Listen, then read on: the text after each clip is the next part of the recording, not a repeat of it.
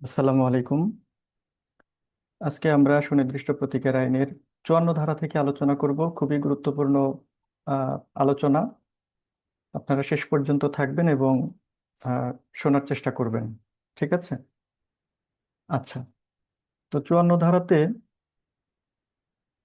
ধারা, এটা হচ্ছে চিরস্থায়ী নিষেধাজ্ঞার সবচেয়ে গুরুত্বপূর্ণ যেই ধারাটা সেটা।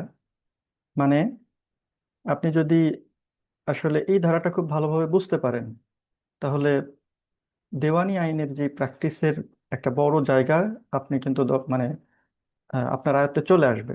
ঠিক আছে? খুবই গুরুত্বপূর্ণ একটা ব্যাপার। তো এই 54 ধারার কি বলেছে এখানে চিরস্থায়ী নিষেধাজ্ঞা নিয়ে? দেখেন, 54 ধারাতে বলছে যে চিরস্থায়ী নিষেধাজ্ঞা যখন মঞ্জুর করা যায়।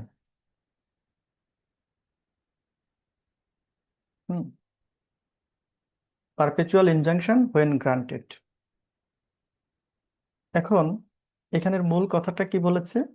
যে আদালত 54 ধারার অধীন বাদীর অনুকূলে বিদ্যমান কোনো বাধ্যবাধকতা, তা প্রকাশ্য হোক বা অনুমিত হোক, ভঙ্গ রোধ করার জন্য চিরস্থায়ী নিষেধাজ্ঞা মঞ্জুর করতে পারে। ঠিক আছে? এমন ধরনের বাধ্যবাধকতা যদি চুক্তি হতে সৃষ্ট হয়, তাহলে আদালত সুনির্দিষ্ট প্রতিকার আইনের 2য় অধ্যায় অনুযায়ী প্রতিকার দিবে। এরপর বলছে যে যখন বিবাদী বাদীর সম্পত্তি ব্যবহার বা উপভোগের অধিকারে হস্তক্ষেপ করে বা হস্তক্ষেপ করার হুমকি দেয়, তখন আদালত চিরস্থায়ী নিষেধাজ্ঞা মঞ্জুর করতে পারে। এরপরে এখানে 5টা ক্ষেত্রের কথা বলেছে যে কখন চিরস্থায়ী নিষেধাজ্ঞা মঞ্জুর করবেন, আর একটা ব্যাখ্যা। এখন এই পুরো বিষয়টা 54 ধারায় যা কিছু বলেছে সবকিছু আমরা একদম ভেঙে ভেঙে বিস্তারিত আলোচনা করব, এবং আলোচনা শেষে আপনি দেখবেন যে এই ধারাটা আপনার কাছে এত স্বচ্ছ, এত পরিচিত, এত আপন হয়ে গেছে যে আপনি আর চাইলেও ভুলতে পারছেন না। ঠিক আছে? সো আমরা মূল আলোচনায় প্রবেশ করি। ঠিক আছে? এখন প্রথম যে বিষয়টা এখানে বলেছে দেখেন, সেটা হলো যে আদালত বাদীর অনুকূলে বিদ্যমান কোনো বাধ্যবাধকতা, তা প্রকাশ্য হোক বা অনুমিত হোক। এখানে দেখেন আমাদের প্রত্যেকটা বিষয় বুঝতে হবে। সেটা হচ্ছে যে বাদীর অনুকূলে বিদ্যমান কি, তারপরে হচ্ছে বাধ্যবাধকতা বলতে কি বোঝায়, সেটা প্রকাশ্য মানে প্রকাশ্য বাধ্যবাধকতা কি, আবার হচ্ছে অনুমিত বাধ্যবাধকতা কেমন। ঠিক আছে?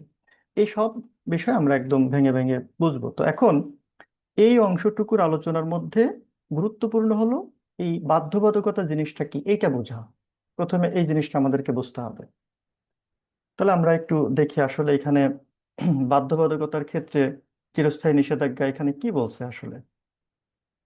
হুম।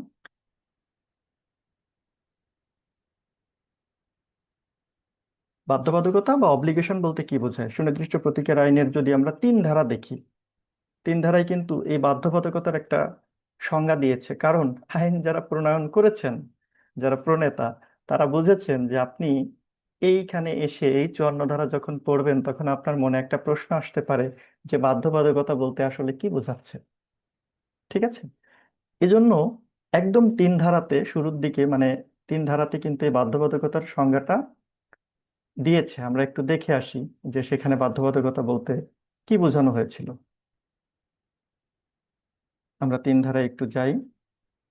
দেখেন, এখানে দেখতে পাচ্ছেন বাধ্যবাধকতা বা অব্লিগেশন বলতে কি বোঝায়, যে আইন দ্বারা বলবৎযোগ্য প্রতিটি কর্তব্য অন্তর্ভুক্ত। মানে এই 3 ধারার সংজ্ঞা অনুযায়ী বাধ্যবাধকতা বা অব্লিগেশন বলতে এমন যে কোনো দায়িত্ব বা কর্তব্যকে বোঝায় যা আইন দ্বারা বলবৎযোগ্য। এমন কোনো ডিউটিকে বোঝায় যেটা হচ্ছে এনফোর্সেবল বাই ল। অর্থাৎ অন্য কোনো ব্যক্তির এমন কোনো দায়িত্ব যা তাকে আপনার প্রতি পালন করতে হবে। ঠিক আছে? এবং মানে আইন তাকে সেটা হচ্ছে পালন করতে মানে বাধ্য করতে পারে। হ্যাঁ। এখন এই বিষয়টা আমরা একটু আবার ওই ওই ধারাতে চলে যাই।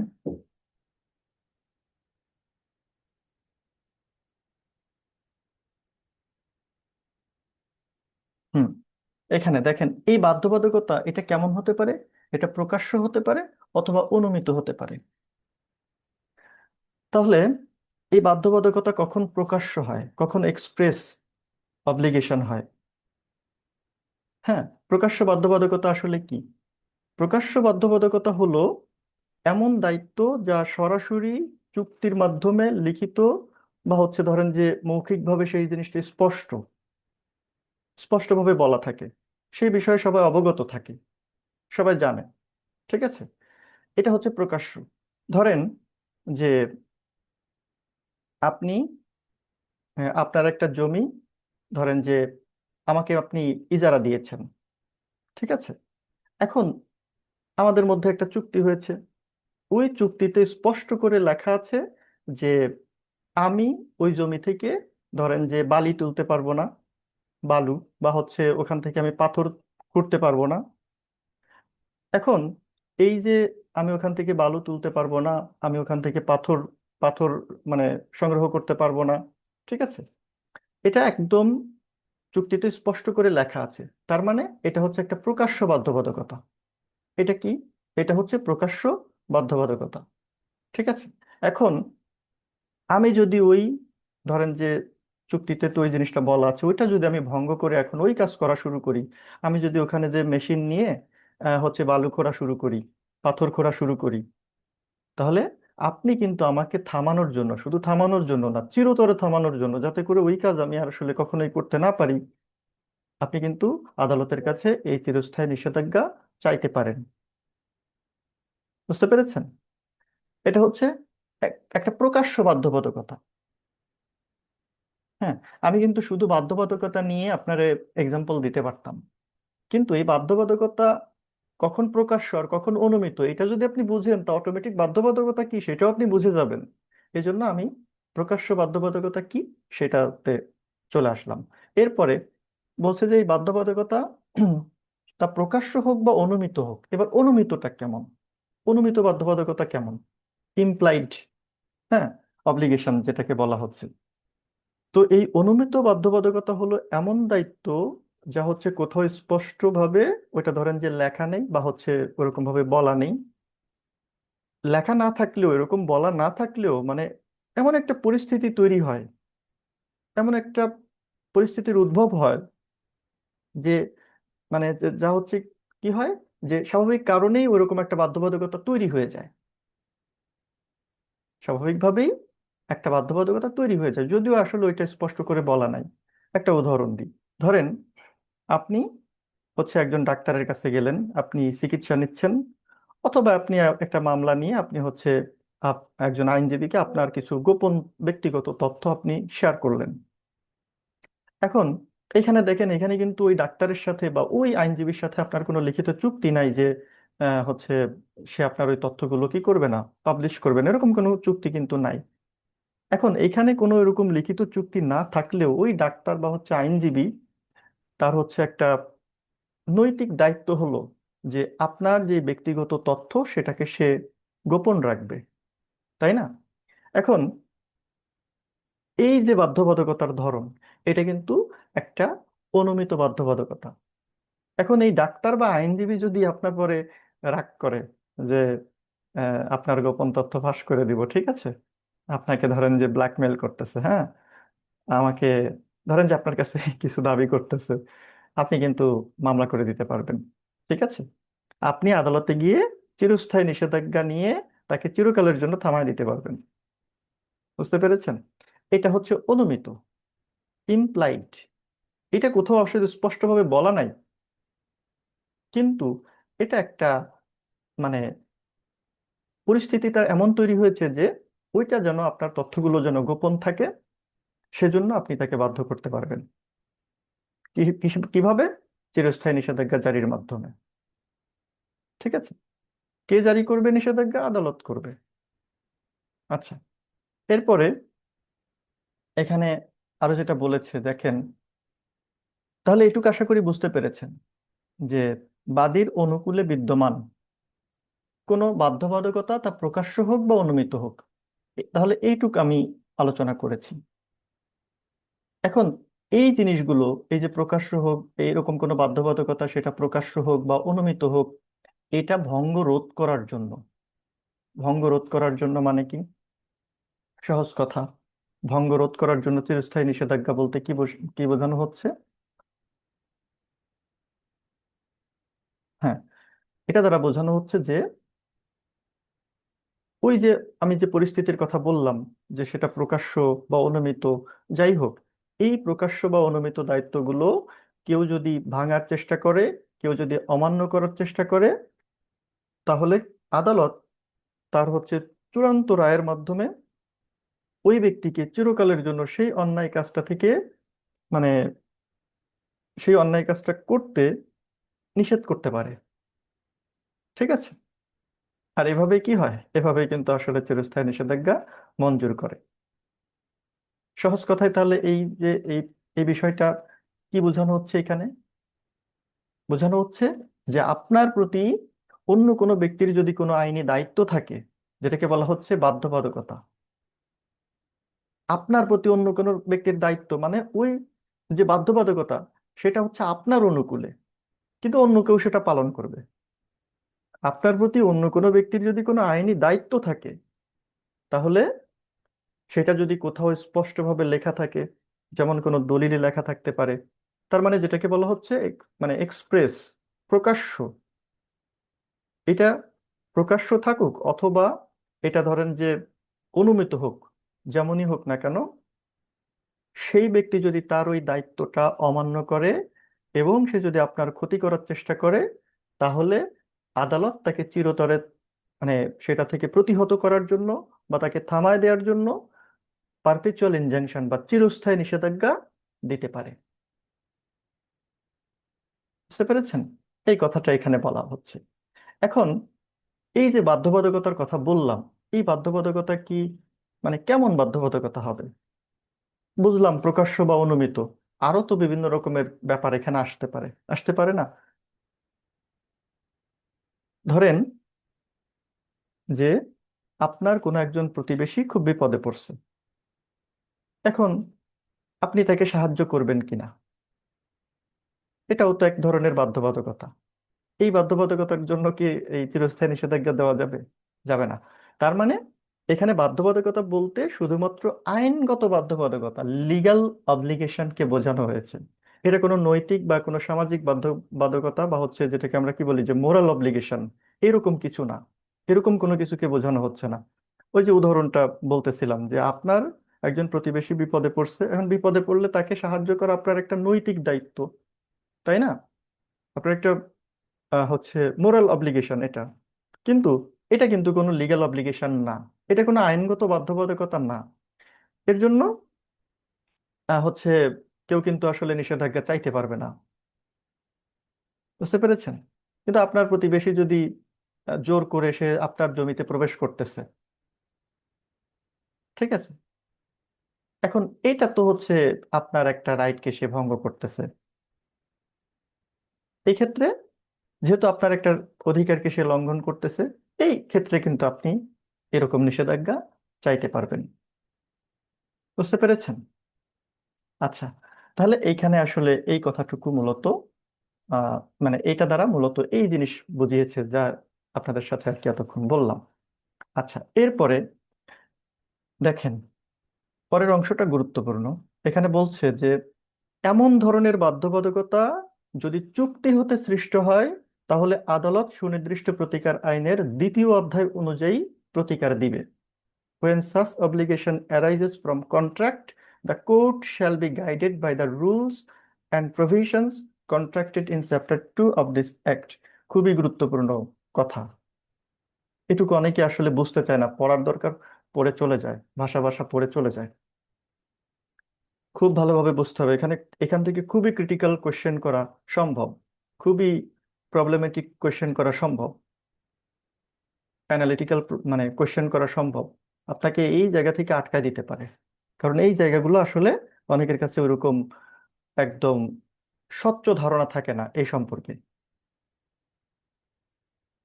তাহলে আমরা যে জিনিসটা এতক্ষণ দেখলাম সেটা হলো যে ওই বাধ্যবাধকতা কি। তো এরপরে আমরা হচ্ছে এই বিষয়টা একটু ভালো করে দেখি যে এখানে আসলে কি বোঝানো হচ্ছে? সুনির্দিষ্ট প্রতিকার আইনের দ্বিতীয় অধ্যায়ের কথা এখানে বলা হচ্ছে। তো সুনির্দিষ্ট প্রতিকার আইনের দ্বিতীয় অধ্যায়টি আসলে মানে কি নিয়ে? আমরা তো পড়ে এসেছি অলরেডি, তাই না? এই আইনটার দ্বিতীয় অধ্যায় অর্থাৎ কত ধারা, কত থেকে কত, কেউ বলতে পারবেন? ভাইয়া ধারা 8 থেকে 24 পর্যন্ত, 25 পর্যন্ত হবে। আচ্ছা, যাই হোক, চেষ্টা করেছেন না আপনি। না না না, এটা 11 হচ্ছে পর্যন্ত ভাইয়া। এটা হচ্ছে ধারা 12 থেকে 30 পর্যন্ত। ঠিক আছে, দ্বিতীয় অধ্যায়। দ্বিতীয় অধ্যায় হচ্ছে ধারা 12 থেকে 30 পর্যন্ত। এখন এই যে উম, দ্বিতীয় অধ্যায় অর্থাৎ ধারা 12 থেকে 30 পর্যন্ত এর মূল আলোচ্য বিষয়টা কি? ওইখানে মূল আলোচ্য বিষয় হলো যে চুক্তির সুনির্দিষ্ট কার্য সম্পাদন, অর্থাৎ স্পেসিফিক পারফরমেন্স অফ কন্ট্রাক্ট। অর্থাৎ চুক্তি অনুযায়ী কাউকে কোনো কাজ করতে বাধ্য করার যে নিয়ম কানুন, সেগুলো কিন্তু এই দ্বিতীয় অধ্যায়ে আছে। তাহলে এখানে কি বললো? এখানে বললো যে ঠিক আছে, এই ধরনের বাধ্যবাধকতা, ওই বাধ্যবাধকতা কি সেটা তো আপনাদেরকে বললামই। বলছে এই ধরনের বাধ্যবাধকতা যদি চুক্তি হতে সৃষ্টি হয়, তাহলে আদালত সুনির্দিষ্ট প্রতিকার আইনের দ্বিতীয় অধ্যায় অনুযায়ী প্রতিকার দিবেন। ঠিক আছে? তাহলে এই লাই- এই এই এটার সহজ অর্থ হলো যে এখানে বলা হচ্ছে যদি আপনার প্রতি অন্য কারো কোনো বাধ্যবাধকতা বা হচ্ছে আইনি দায়িত্ব, ধরেন যে একটা চুক্তি, চুক্তি হতে মানে এটা উদ্ভূত হয়, চুক্তি হতে এটার জন্ম হয়, তাহলে সেটা যদি সে ভঙ্গ করতে চায়, তখন আদালত সরাসরি চিরস্থায়ী নিষেধাজ্ঞা দেবেন না। কি করবেন? বরং আদালত এখানে এই আইনের যে দ্বিতীয় অধ্যায়ের কথা বললাম, ওই যে চুক্তি বাস্তবায়নের যে বিষয়গুলো, ওই দ্বিতীয় অধ্যায়ের যে নিয়ম কানুনগুলো আছে, সেই অনুসারে এখানে কিন্তু আদালত বিষয়টা মীমাংসা করবেন। অর্থাৎ চুক্তি ভঙ্গের ক্ষেত্রে আপনি শুধু চিরস্থায়ী নিষেধাজ্ঞার মামলা করতে পারবেন না। চুক্তি ভঙ্গ হয়েছে, সেখানে কিন্তু আপনি কি করতে পারবেন না, এরকম চিরস্থায়ী নিষেধাজ্ঞার মামলা করতে পারবেন না, বরং আপনাকে চুক্তির সুনির্দিষ্ট কার্য সম্পাদনের মামলা দায়ের করতে হবে। ঠিক আছে?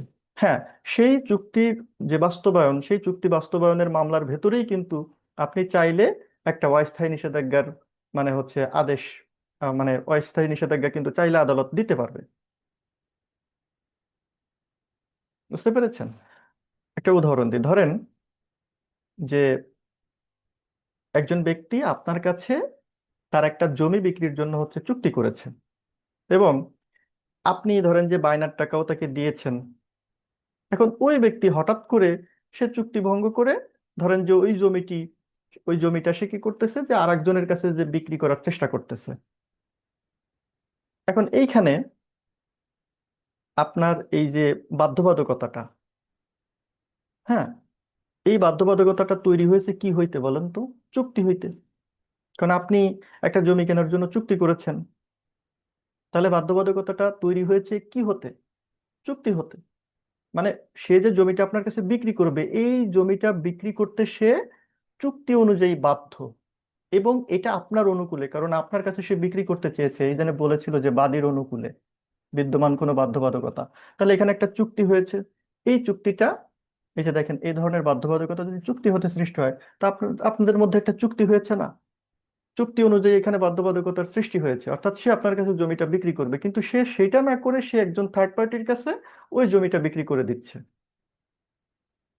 এখন আপনি যদি আদালতে গিয়ে শুধু বলেন যে মাননীয় আদালত, ককে চিরস্থায়ী নিষেধাজ্ঞা দিন যাতে সে জমিটা অন্যের কাছে বিক্রি করতে না পারে, তখন আদালত কিন্তু কি করবেন বলেন তো?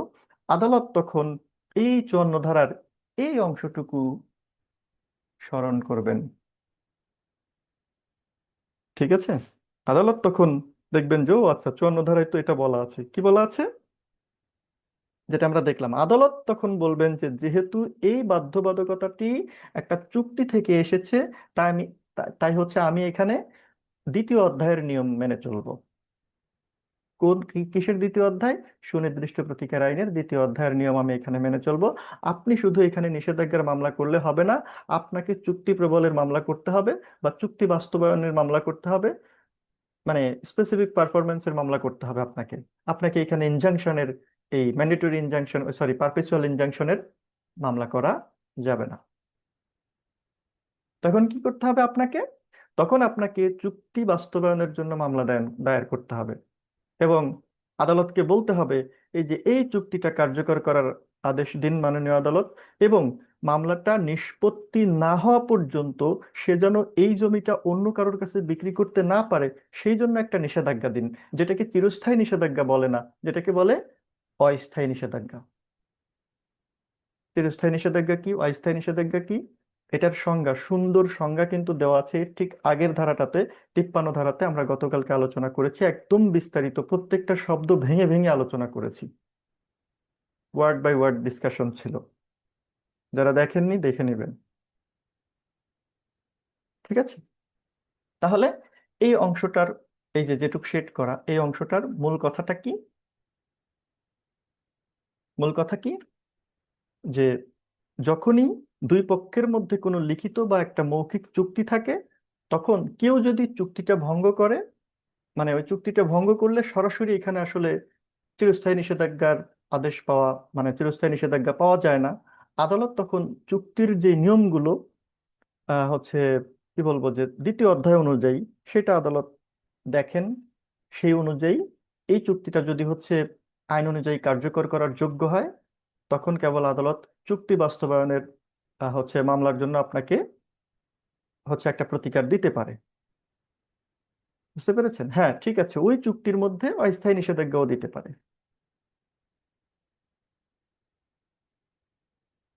আচ্ছা, এটা হচ্ছে এখানকার আহ, মানে মূল কথা। এরপরে কি বলেছে দেখেন, এরপরে বলেছে যে যখন বিবাদী বাদীর সম্পত্তি ব্যবহার বা উপভোগের অধিকারে হস্তক্ষেপ করে বা হস্তক্ষেপ করার হুমকি দেয়, তখন আদালত চিরস্থায়ী নিষেধাজ্ঞা মঞ্জুর করতে পারে। এবার এখানে 5টা ক্ষেত্রের কথা বলেছে। বুঝতে পেরেছেন? এই যে দেখেন, একজন একটা মেসেজ দিয়েছে যে ভাই ভাই বেশিরভাগ প্রশ্ন করে নিষেধাজ্ঞা থেকে। হ্যাঁ, উনি আরো বড় মেসেজ লিখেছেন, বাট পুরোটা পড়ার আগে চলে গেল। এটা কিন্তু আসলে রিয়েলিটি, আপনাকে খুব ভালোভাবে এই জিনিসগুলো বুঝতে হবে। মেসেজ, এখন এটা খুলে গেল। ভাই চ্যাট বক্সে আমরা দেখতে পাচ্ছি, সমস্যা নেই।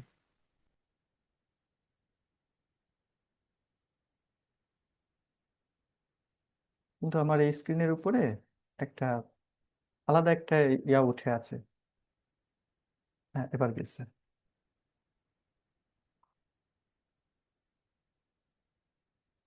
তাহলে দেখেন, আমরা তাহলে যেটা দেখলাম যে হচ্ছে একটা বাধ্যবাধকতা, অব্লিগেশন, বা হচ্ছে চুক্তি নিয়ে যে বিষয়গুলো, সেটা আমরা দেখলাম। এখন এই পরে যে বিষয়টা বলা হচ্ছে, সেটা হলো যে যখন বিবাদী বাদীর সম্পত্তির ব্যবহার বা উপভোগের অধিকারে হস্তক্ষেপ করে বা হস্তক্ষেপ করার হুমকি দেয়, তখন আদালত চিরস্থায়ী নিষেধাজ্ঞা মঞ্জুর করতে পারে, এটা বলে এখানে 5টা ক্ষেত্রের কথা বলেছে। তো এই 5টা ক্ষেত্রে যাওয়ার আগে এই অংশটুকু আগে একটু ব্যাখ্যা করি, যে এই অংশটাতে আসলে মানে কি বলা হচ্ছে। এখানে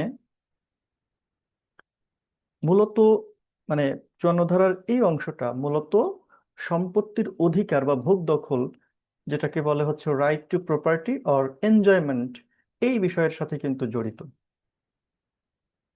ঠিক আছে, একদম সহজ কথায় যদি বলি, যখন কোনো ব্যক্তি, হ্যাঁ, নর্মালি বিবাদী হয়ে থাকেন, যখন কোনো ব্যক্তি আপনার কোনো বৈধ সম্পত্তি, ধরেন যে জবরদখল করে, হ্যাঁ, অথবা আপনার মানে সম্পত্তিটা দখল করতে চায়, অথবা সেটা হচ্ছে কোনো ক্ষতি করতে চায়, বা আপনি সেটা শান্তিতে ভোগ দখল করতেছেন, সেখানে সে হস্তক্ষেপ করতেছে বেআইনিভাবে, অথবা হস্তক্ষেপ করার হুমকি দিচ্ছে, তখন 5টা ক্ষেত্রে, 5টা বিশেষ ক্ষেত্রে তাকে চিরতরে থামানোর জন্য একটা হচ্ছে পারপেচুয়াল ইনজাংশন বা চিরস্থায়ী নিষেধাজ্ঞা এখানে কিন্তু আদালত মঞ্জুর করতে পারেন। বুঝতে পেরেছেন? আপনার একটা সম্পত্তি আপনি ভোগ করতেছেন, কিন্তু সেটাতে সে হস্তক্ষেপ করতেছে, বাধা দিচ্ছে। বুঝতে পেরেছেন? এখন সেই 5টা ক্ষেত্র তাহলে কি? আমরা একটু এই পাঁচটা ক্ষেত্র একটু দেখে নিই। প্রথম যেটা, সেটা হচ্ছে যেখানে বিবাদী বাদীর সম্পত্তির একজন জিম্মাদার। হুম, যেখানে বিবাদী বাদীর সম্পত্তির একজন জিম্মাদার। তাহলে where the defendant is trustee of the property for the plaintiff. এখানে আসলে এটা দ্বারা কি বোঝানো হচ্ছে? হুম তো প্রথমে আপনাদেরকে একটা কথা আসলে বলে নিই। এখানে ক থেকে এই ঘ পর্যন্ত এই যে চারটা ক্ষেত্র আছে, আপনারা যদি 12 ধারা দেখেন, সেকশন 12, দেখবেন এই সেম কথাই বলা আছে। তো এটা নিয়ে একটু পরে আলোচনা করব, কোনো অসুবিধা নাই, মানে কোনো রকম কনফিউশন থাকবে না আশা করি। হুম তো প্রথম যেটা তাহলে বলেছে ক নাম্বারে, যে যেখানে বিবাদী বাদীর সম্পত্তির একজন জিম্মাদার। এখন এই যে ট্রাস্টি বা হচ্ছে জিম্মাদার, এই এর জিম্মাদারের যে দায়িত্ব, এই দায়িত্ব কিন্তু আসলে একটা, আমরা কি বলতে পারি, যে একটা পবিত্র দায়িত্ব, তাই না? যাকে বলা হয় ফিডুশিয়ারি রিলেশনশিপ বা ফিডুশিয়ারি ডিউটি। এখানে সম্পর্ক প্লাস দায়িত্ব দুইটা ব্যাপারই থাকে। তো আমরা এটাকে বলতে পারি এটা একটা ফিডুশিয়ারি ডিউটি। হ্যাঁ, একটা বিশ্বাসের সম্পর্ক, একটা বিশ্বাসের নিয়ে একটা দায়িত্ব একজনকে দেয়া হয়েছে, সেই দায়িত্ব সে পালন করতেছে, যেটাকে বলা হয় ফিডুশিয়ারি ডিউটি। ঠিক আছে, বিশ্বাসপূর্বক সম্পর্ক, যেটাকে বলা হয় ফিডুশিয়ারি রিলেশনশিপ।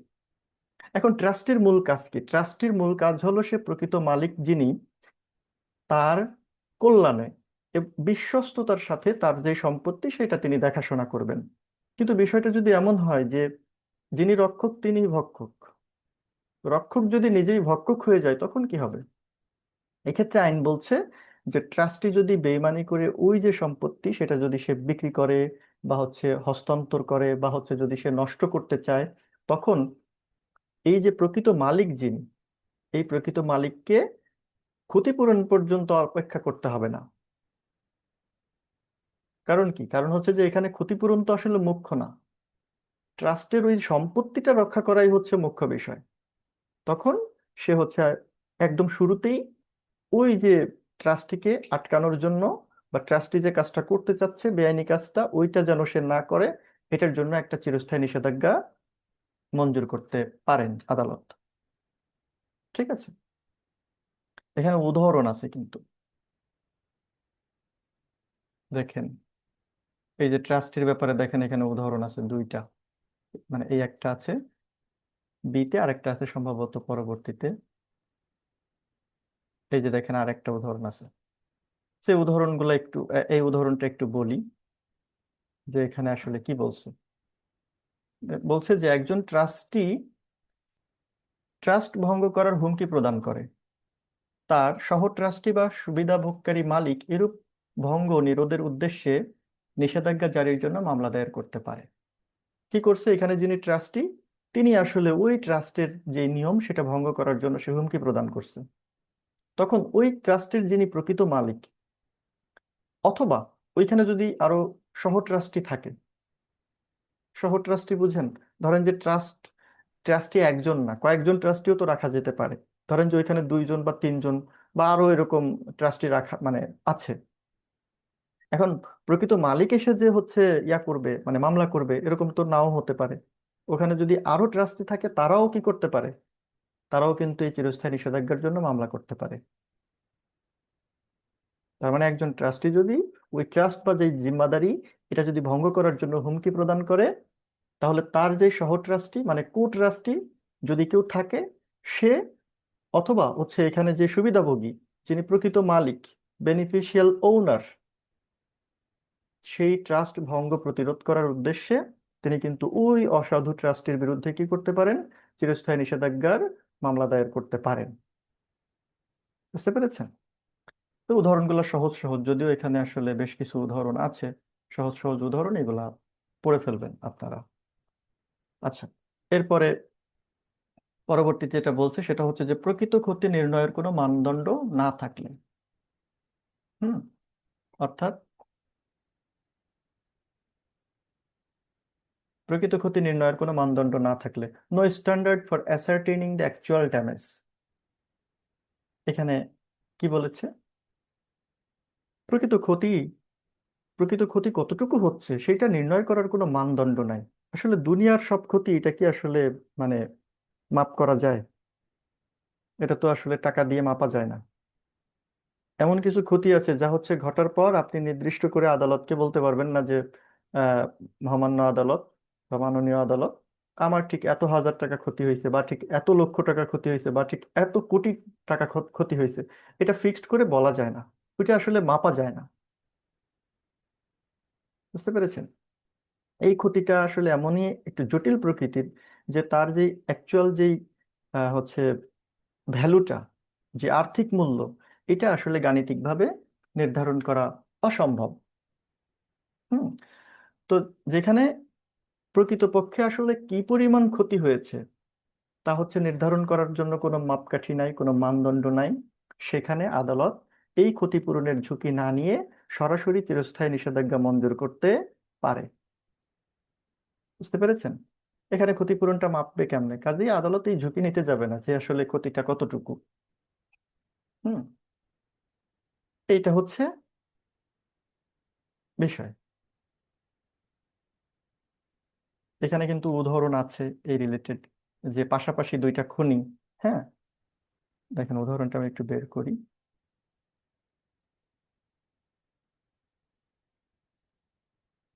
এই উদাহরণটা একটু দেখেন, যে ক ও খ পরস্পর সংলগ্ন খনির অধিকারী। ক নির্দিষ্ট খুঁটিগুলি অপসারণের হুমকি প্রদান করেছে যা ক্ষয়ের খনিকে ধারণ করে আছে। এরূপ কাজ করা হতে বিরত রাখবার উদ্দেশ্যে খ নিষেধাজ্ঞা জারির জন্য মামলা দায়ের করতে পারে। যদিও বাস্তবে আসলে এখন কি মানুষ এরকম খনির অধিকারী হয়? হয় না। একসময় হয়তো এই আইন যখন প্রণয়ন করেছে তখন হয়তো এরকম হতো। তো আমরা খনির কথা না বলি, ধরেন যে পাশাপাশি দুইটা জমি, আপনার একটা জমি আমার একটা জমি। এখন আমি আমার জমি থেকে বালু উত্তোলন করতেছি। এখন এমন ভাবে আমি বালু উত্তোলন করতেছি, ধরেন যে আমার হচ্ছে পুকুর, আর পুকুরের পাশেই আপনার জমিটা। এখন আমি ওইখান থেকে বালু উত্তোলন করে কি করছি, বিক্রি করতেছি, ব্যবসা করতেছি। বালুর বিজনেস অনেকে করে কিন্তু, ওই যে খাল বিল নদী থেকে হচ্ছে বালু তুলে নিয়ে আসে, ঠিক আছে, এনে বিক্রি করে দেয়। এই যে বিল্ডিং টিল্ডিং হয়, এত বালু কই পায়? তো এখন আমি ধরেন যে এমন ভাবে ওইখান থেকে বালু উত্তোলন করা শুরু করলাম, যে আপনার যে জমি ওটা একদম দেবে, ওটাও পুকুর হয়ে যাওয়ার মতো অবস্থা হবে। এখন এই ক্ষতিটা যেন না হয়, আপনি কিন্তু কি করতে পারেন? আপনি কিন্তু এই চিরস্থায়ী নিষেধাজ্ঞা চাইতে পারেন, যে মাননীয় আদালত, উনি যদি ক্রমাগত উনার এই পুকুর থেকে এভাবে বালু উত্তোলন করতে থাকে, আমার জমিটার জমি থাকবে না, আমারটাও ওনার সাথে পুকুর হয়ে যাবে। তো আমি তো চাচ্ছি না আমার জমিটা পুকুর হোক। কেন এই পুকুরের উদাহরণ কেন নিয়ে আসলাম ভাই? এই এই উদাহরণ, দেখেন এই উদাহরণটা আসলে আমার কাছে প্রাসঙ্গিক লাগতেছে না। আপনি একটা খনির মালিক, পাশাপাশি আরেকজন আরেকটা খনির খনির মালিক। আচ্ছা, এই বর্তমান যুগে কি সেই রকম খনির মালিক মানুষ হয় নাকি? এটা তো সরকার নিয়ে নেয়।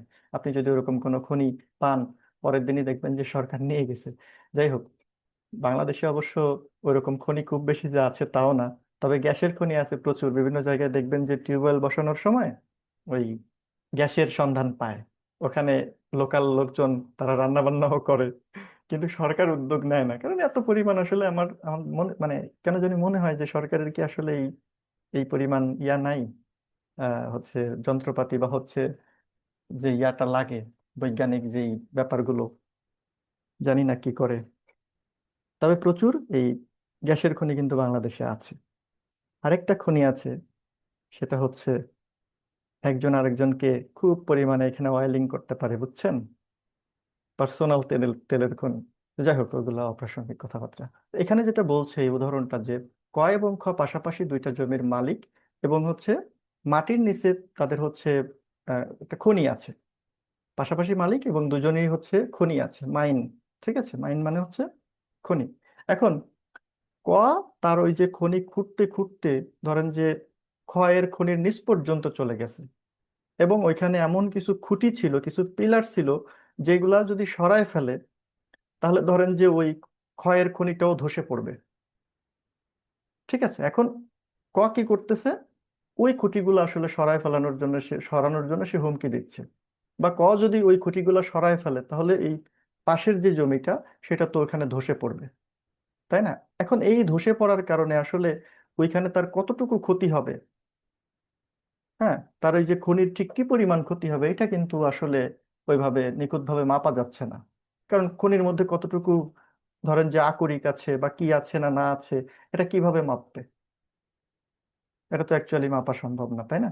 হ্যাঁ, এখন কিন্তু মাপা সম্ভব, এখন অনেক সাইন্টিফিক প্রসেস আছে, অনেক পদ্ধতি বের হয়েছে যে বলে দিতে পারে যে এখানে এতটুকু এই মানে প্রপার্টি পাওয়া যেতে পারে।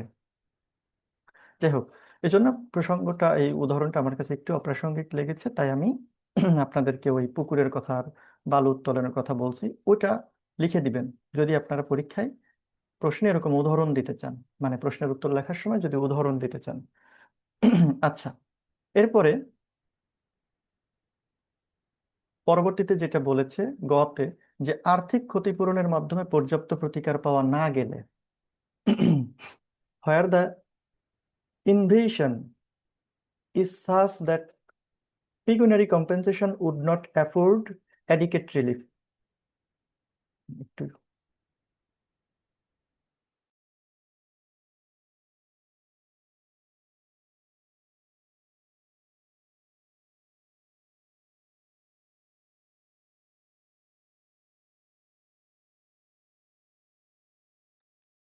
সরি। আচ্ছা, তাহলে এখানে বলছে যে আর্থিক ক্ষতিপূরণের মাধ্যমে পর্যাপ্ত প্রতিকার পাওয়া না গেলে, তো এই বিষয়টা কেমন? আসলে কিছু কিছু ক্ষেত্রে যে ক্ষতি হয়তো মানে টাকায় পরিমাপ করা যায়, হ্যাঁ, কিন্তু টাকা দিলে কি আসলে বিষয়টা সমাধান হয়ে যায়? হুম। দেখা যাচ্ছে যে বাদীর যে সম্পত্তি, এই সম্পত্তির এমন ধরনের ক্ষতি হওয়ার সম্ভাবনা থাকে যার প্রতিকার শুধুই আর্থিক ক্ষতিপূরণ দিয়ে কোনোভাবেই আদায় করা সম্ভব না। এক্ষেত্রে এই সম্পত্তির সাথে ধরেন যে মানুষের অনেক আবেগ জড়িত থাকতে পারে, তার একটা স্মৃতি জড়িত থাকতে পারে, অথবা হতে পারে যে ওইটা এমনই দুষ্প্রাপ্য যে ওই জিনিসটা সহজে পাওয়া যাচ্ছে না বা পাওয়া যাবে না, এমনই রেয়ার একটা জিনিস। বুঝতে পেরেছেন? ধরেন যে আপনার, আমরা গত ক্লাসে কিন্তু এই কথাটা বলেছিলাম যে আপনাদের বাসায় এরকম একটা বাড়িতে একটা শতবর্ষী একটা গাছ আছে, হ্যাঁ, একটা আম গাছের কথা বলেছিলাম, তাই না? এখন ওই গাছটা ধরেন যে কেউ একজন ফেলার হুমকি দিছে বা হচ্ছে কেটে ফেলছে। কেটে ফেলে যদি হচ্ছে ওই গাছের দাম আপনারা দিয়ে দেয়, কাঠের যে দাম, সেই দাম আম গাছের কাঠ মানে কেমন দাম সেই অনুযায়ী ধরেন যে আপনাকে মূল্য দিয়ে দিল, তাহলে আপনার কি আসলে ক্ষতিটা পোষাইলো? ওইটার সাথে তো আপনার অনেক আবেগ জড়িত, আপনার দাদা লাগাইছে, আপনাদের প্রতি বছর অনেক আম হয়, হ্যাঁ, আপনি খান, আপনার শ্বশুর বাড়ি পাঠান, বিশাল একটা ব্যাপার স্যাপার, কারণ ওইটা কেটে ফেললে তো সমস্যা, তাই না? তার মানে এখানে মূল কথা হচ্ছে যে এমন কিছু পরিস্থিতি আছে যেখানে বিবাদীর যে কাজের ফল, এই কাজের ফলে বাদীর সম্পত্তির যে ক্ষতি হয় বা ক্ষতি হওয়ার আশঙ্কা থাকে, তা টাকার অঙ্কে পরিমাপ করা গেলেও শুধুমাত্র ওই যে আর্থিক ক্ষতিপূরণ ওইটা দিয়ে দিলে কিন্তু এখানে প্রকৃত ক্ষতি মেটানো সম্ভব হয় না। অর্থাৎ টাকা এখানে সম্পূর্ণ বা পর্যাপ্ত প্রতিকার না। বুঝতে পেরেছেন? তো এমন পরিস্থিতিতে হচ্ছে বাদীর যে অধিকার, মানে বাদীর অধিকার হচ্ছে কি, আমরা কি বলতে পারি যে বাদীর যে অধিকার বা হচ্ছে সম্পত্তি যে ভোগ দখল, সেটা নিশ্চিত করার জন্য বা সেটা নিশ্চিত করতে আদালত এখানে বিবাদীকে চিরস্থায়ীভাবে ওই কাজ করা থেকে বিরত রাখতে পারেন, বিরত রাখতে তিনি হচ্ছে আদালত হচ্ছে নিষেধাজ্ঞা মঞ্জুর করতে পারেন, যাতে করে উনি ওই কাজটা না করতে পারে। ঠিক আছে, আর একটা উদাহরণ দিই। এখানেই একটা উদাহরণ আছে, ঘন্টা বাজানোর একটা উদাহরণ। ঠিক আছে, দেখি একটু।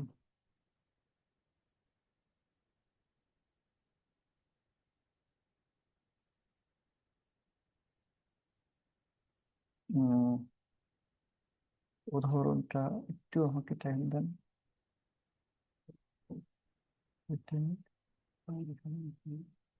এই যে এই উদাহরণটা একটু দেখেন, অতিরিক্ত দূষণ রোধে হচ্ছে নিষেধাজ্ঞা। ঠিক আছে, আমি একটা কাজ করেছি, কাজটা হলো প্রত্যেকটা উদাহরণেরও একটা টাইটেল দিয়েছি। এই কাজটা বাংলাদেশে আপনি আসলে কোনো বইয়ে পাবেন না, যদি কেউ পান আমার একটু দেখায়, পান কিনা। বাট আমার বইটা বের হলে আমি জানি এটা হচ্ছে রাতারাতি দেখবেন যে অন্য বইও দিয়েছে, যদিও আমি টাইটেলগুলো আরো একটু চেঞ্জ করব, আরো একটু মানসম্মত করব, এবং সেই কাজ করেছিও, বা টাইপ করাটা বাকি। তো এখানে আসলে কি বলছে, এখানে বলছে যে ক হচ্ছে একটা বাড়ির খুব কাছাকাছি সম্পূর্ণ অপ্রয়োজনীয়ভাবে এত জোরে ঘন্টা বাজায় যে, বা হচ্ছে শোরগোল করে, তা হচ্ছে যে প্রতিবেশী ক্ষয়ের দৈহিক যে আরাম আয়েশ এবং শান্তিতে বসবাস করায় সেটা সম্পূর্ণ মানে অযৌক্তিকভাবে একটা বিঘ্ন ঘটায়। বিঘ্ন সৃষ্টি করে। ঠিক আছে? তো এই ক্ষেত্রে হচ্ছে, খকে যদি কিছু টাকা দিয়ে দেওয়া হয়, হ্যাঁ, তার শান্তির জন্য, ঠিক আছে, শান্তি পাচ্ছেন না, টাকা নিয়ে যান, টাকা দিয়ে দিলাম, হইলো। এখন তার এই অধিকার রক্ষার জন্য কি করতে হবে, আসলে ওই শোরগোলটাকেই বন্ধ করতে হবে। বুঝতে পেরেছেন? তো আমি এই আগে যে আর কি মেসটাতে থাকতাম, ওখানে মানে আমার রুমটাতে খুব বেশি সাউন্ড যায় না, আর বর্তমানে যেখানে আছি এখানে তো আপনারা কোনো সাউন্ডই পাবেন না। গাড়ির প্যাপো শব্দ টব্দ দেখবেন কিচ্ছু নাই, একদম সাইলেন্ট। তো যেটা বলতেছি যে আমার বন্ধু ওই একটা রুমে থাকতো, যেই রুমের পাশে আরেকটা বাড়ি। ওই বাড়িতে সারাক্ষণ একটা মেয়ে প্রত্যেক দিন উঠেই সকালবেলায় তার কাজ হলো সারে গামা পাদানিসা এরকম সারাক্ষণ সে করবে, ধরেন যে টানা 2-3 ঘন্টা এত প্র্যাকটিস করে। হুম। আহ, যেদিন তার স্কুল থাকে ওদিন একটু কম করে, বাট অন্য দিনে স্কুল না থাকলে, বিশেষ করে শুক্রবার বা বন্ধের দিনগুলোতে, সে এরকম টানা 2-3 ঘন্টা প্র্যাকটিস করে। তো টানা 2 বছর এই আমি শুধু তাকে ওই সারে গামা পাদানিসা এই নির্দিষ্ট লাইনটাই বলতে শুনছি, জোরে জোরে হারমোনিয়াম বাজাচ্ছে আর এই সে ওটা করতেছে। এখন আসলে তো বাংলাদেশে এই ধরনের বিষয় নিয়ে খুব বেশি মামলা হয় না, টর্টের অধীনে যায় কিছুটা। তো এটার কারণে আসলে আমার এই বন্ধুকে আমি জিজ্ঞেস করেছিলাম যে তোর কি কোনো অসুবিধা হয় না? তখন বলেছে যে এটা আমার অভ্যাস হয়ে গেছে। কিছু বিষয় আমাদের অভ্যাস হয়ে যায়, আমরা আমরা সেটা আলাদা করতে পারি না, যেমন ফ্যানের সাউন্ড। আপনার মাথার উপরে ফ্যান চলতেছে, সারাক্ষণ শব্দ হচ্ছে, ওটা কিন্তু আপনি কি কেয়ার করতেছেন না। বলতো যে আমার কাছে বিষয়টা ওরকম হয়ে গেছে, হতে পারে। তো এখন এই প্রতিবেশীরা ধরেন যে অকারণে সারাক্ষণ এরকম শোরগোল করতে থাকে, সারাক্ষণ তারা হচ্ছে যে জোরে জোরে বাজনা বাজাতে থাকে, হ্যাঁ, যেটা আপনার আসলে দৈনন্দিন যে আরামায়েশ সেটাকে কিন্তু ভঙ্গ করতেছে। এটার জন্য আপনি মামলা করতে পারেন, যাতে করে সে ওই কাজ আর না করতে পারে। বাট এটা কিন্তু এক্সট্রিম লেভেলের হইতে হবে। বুঝতে পেরেছেন? তো পরে যেটা বলতেছিলাম, ওই মেয়েটা বুঝছেন, পরে একদিন তার একটা গান শুনলাম, এবং মজার ব্যাপার হলো তার যে গানটা আমি খুব মনোযোগ দিয়ে শুনলাম, দেখলাম খুবই চমৎকার গাইলো। যদিও সে আসলে আমার বন্ধুর বিরক্তির কারণ, কিন্তু আমি গানটা শুনলাম, দেখলাম যে সে খুব ভালো গাইলো। তো এটা দ্বারা আসলে আমি একটা জিনিস বুঝলাম এবং প্রমাণ পেলাম যে practice makes a man perfect. দেখেন, উনি টানা 2 বছর আমি খালি শুধু একটা বাক্যই বলতে শুনেছি, হঠাৎ একদিন সে একটা গান গেয়েছে এবং সেটা খুব চমৎকার হয়েছে। চমৎকার বলতে আমার কাছে ভালো লেগেছিল, যাই হোক। এই তো এরপরে আমরা একটু দেখি যে পরেরটাতে কি বলেছে।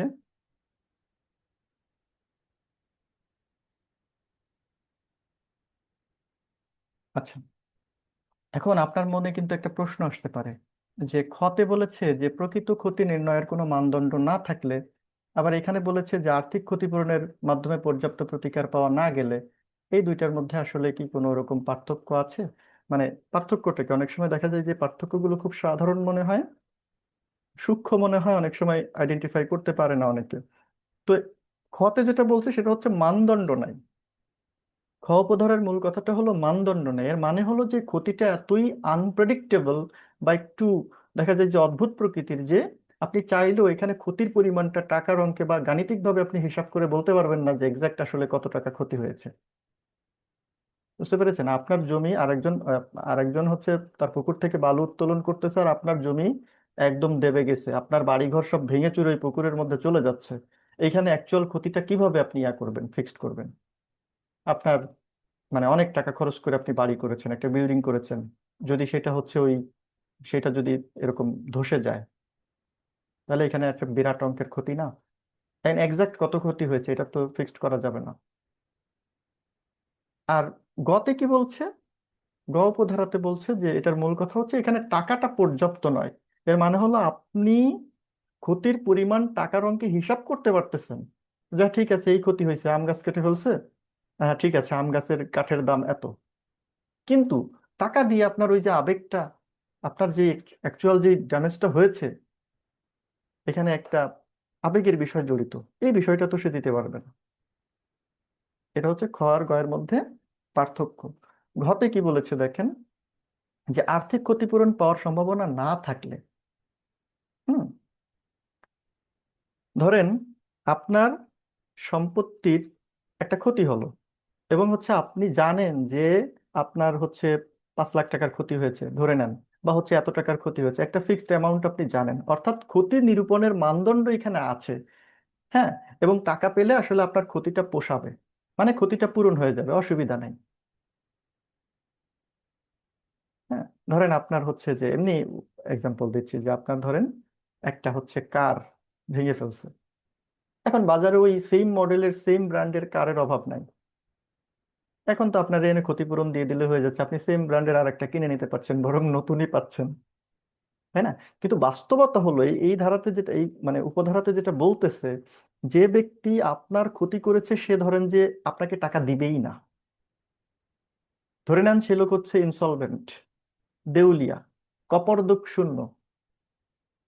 কপর্দক শূন্য বুঝেন, করিহীন, তার কোনো টাকা পয়সাই নাই, মানে আপনার দেবে কি?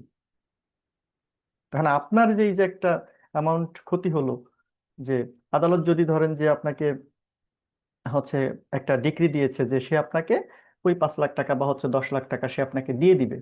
এখন ওই ব্যক্তি তো হচ্ছে দেউলিয়া, ওই দেউলিয়া ব্যক্তির কাছ থেকে আপনি কিভাবে ক্ষতিপূরণ পাবেন? আপনি তো ওখান থেকে কানাকড়িও পাবেন না। তাহলে আপনার ক্ষতিপূরণটা আপনি পাবেন?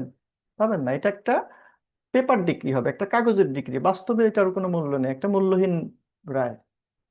আইন কিন্তু এটা বুঝছে, আইন প্রণেতারা এটা ভালোভাবে বুঝছে যে এরকম ঘটনা ঘটতে পারে।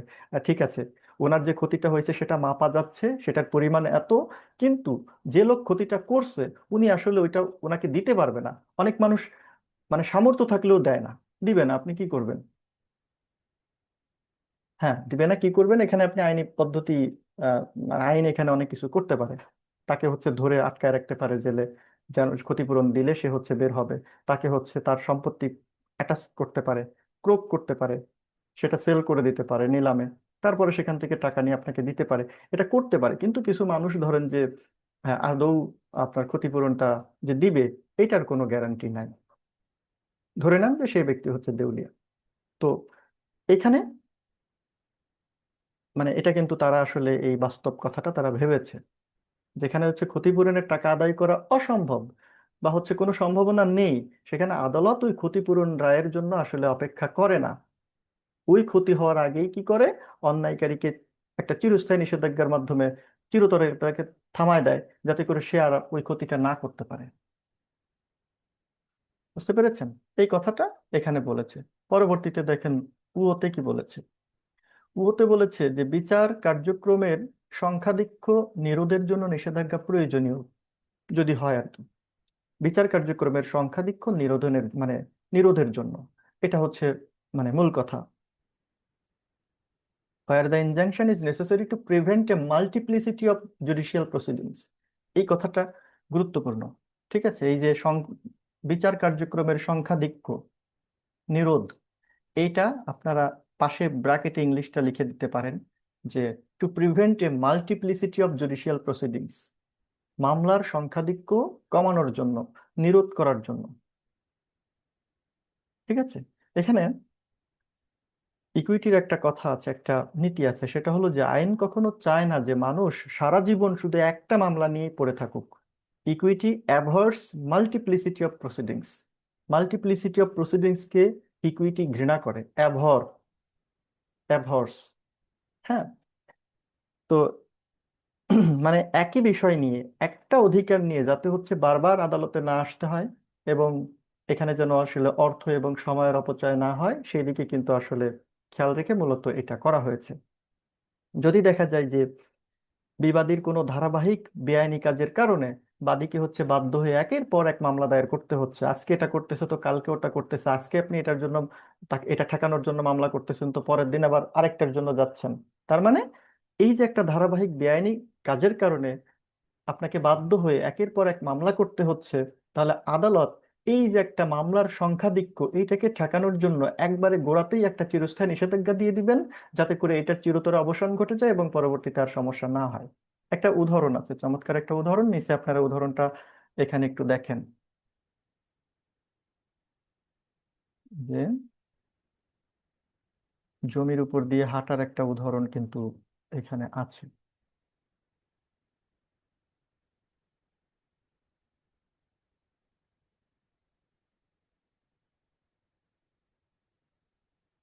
এত পরিমাণ উদাহরণ, এখানে প্রচুর পরিমাণে উদাহরণ দিয়েছে। এই যে দেখেন, যে একাধিক মামলা, মাল্টিপ্লিসিটি অফ সুটস রোধে নিষেধাজ্ঞা। কি বলেছে এখানে? বলছে যে একটি গ্রামের অধিবাসীগণ কয়ের জমির উপর দিয়ে যাতায়াতের অধিকার দাবি করে।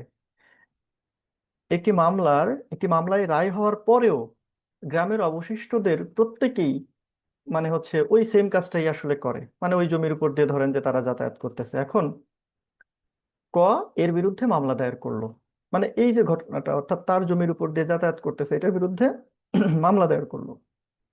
ক তাদেরকে বিরত রাখার উদ্দেশ্যে নিষেধাজ্ঞা জারির জন্য মামলা দায়ের করতে পারে। এটা এখানে বলেছে। তার মানে ঘটনাটা কি? ঘটনাটা হচ্ছে যে আমি একটু উদাহরণটা একটু আমার মতো করে বলি। মানে বইয়ে যেভাবে লেখা থাকে মনে হয় যে ওটা একটু আমার মতো করে বললে আমারও ভালো লাগে আর আপনারও বুঝতে সুবিধা হবে। তো এখানে আসলে ঘটনা হচ্ছে যে একটা গ্রামের অধিবাসীরা তারা কি করছে, যে কয়ের জমির উপর দিয়ে যাতায়াত করে, বা হচ্ছে তারা ওইখান থেকে ধরেন যে মানে দৈনিক ধরেন যে হাঁটাহাঁটি করে, হ্যাঁ। তারা একটা হাঁটার অধিকার ওখান থেকে দাবি করছে, যে আমরা এই জমির উপর দিয়ে মানে হাঁটতে পারবো, এই অধিকার আমাদের আছে, এবং এই মর্মে তারা একটা দাবি করছে। এখন হচ্ছে কি করছে, গ্রামের ধরেন যে কয়েকজন লোকের বিরুদ্ধে এরকম একটা ঘোষণামূলক মামলা দায়ের করে আদালত থেকে একটা ডিক্রি পাইছে। এখন ডিক্রি পাইছে কি, যে এই জমির উপর দিয়ে হাঁটার কোনো অধিকার ধরেন যে ওই মানুষগুলোর নেই, বা হচ্ছে ওই গ্রামবাসীদের নেই। এখন এরপরেও যদি দেখা যাচ্ছে ওই গ্রামের যে অন্য একটা অংশের মানুষজন, তারা এসেও ধরেন যে ওই সেম কাজ করতেছে, পুনরায় ওই একই দাবি করছে যে আমাদের হচ্ছে এখান থেকে হাঁটার অধিকার আছে, তো দেখা যায় যে তাদেরকে থামানোর জন্য ককে হচ্ছে আবার মামলা করতে হচ্ছে। এই যে ককে হচ্ছে বারবার যে মামলা করার পরিস্থিতিতে ফেলা হচ্ছে, এই কারণে সে যদি চায় তাহলে ওই গ্রামবাসীদের মানে হচ্ছে এই যে বারবার যে গ্রামবাসীরা তাকে হয়রানি করছে, এই হয়রানি করা থেকে চিরতরে বিরত রাখার জন্য তিনি কিন্তু চিরস্থায়ী নিষেধাজ্ঞা চাইতে পারেন। বুঝতে পেরেছেন? এর ফলে আর কিন্তু কেউ এসে ওই জমিটার উপর দিয়ে যে হাঁটার অধিকার তাদের আছে, এই অধিকার আর তারা দাবি করতে পারবে না। বুঝতে পেরেছেন? এই কথাগুলো হচ্ছে এখানে বলেছে। এবার এখানে দেখেন ছোট্ট একটা উদাহরণ আছে, মানে ছোট্ট একটা ব্যাখ্যা আছে। ব্যাখ্যাটা কি? যে এই ধারার অধীনে ট্রেডমার্ক একটি সম্পত্তি। ল্যাপটপটা চার্জে দিই।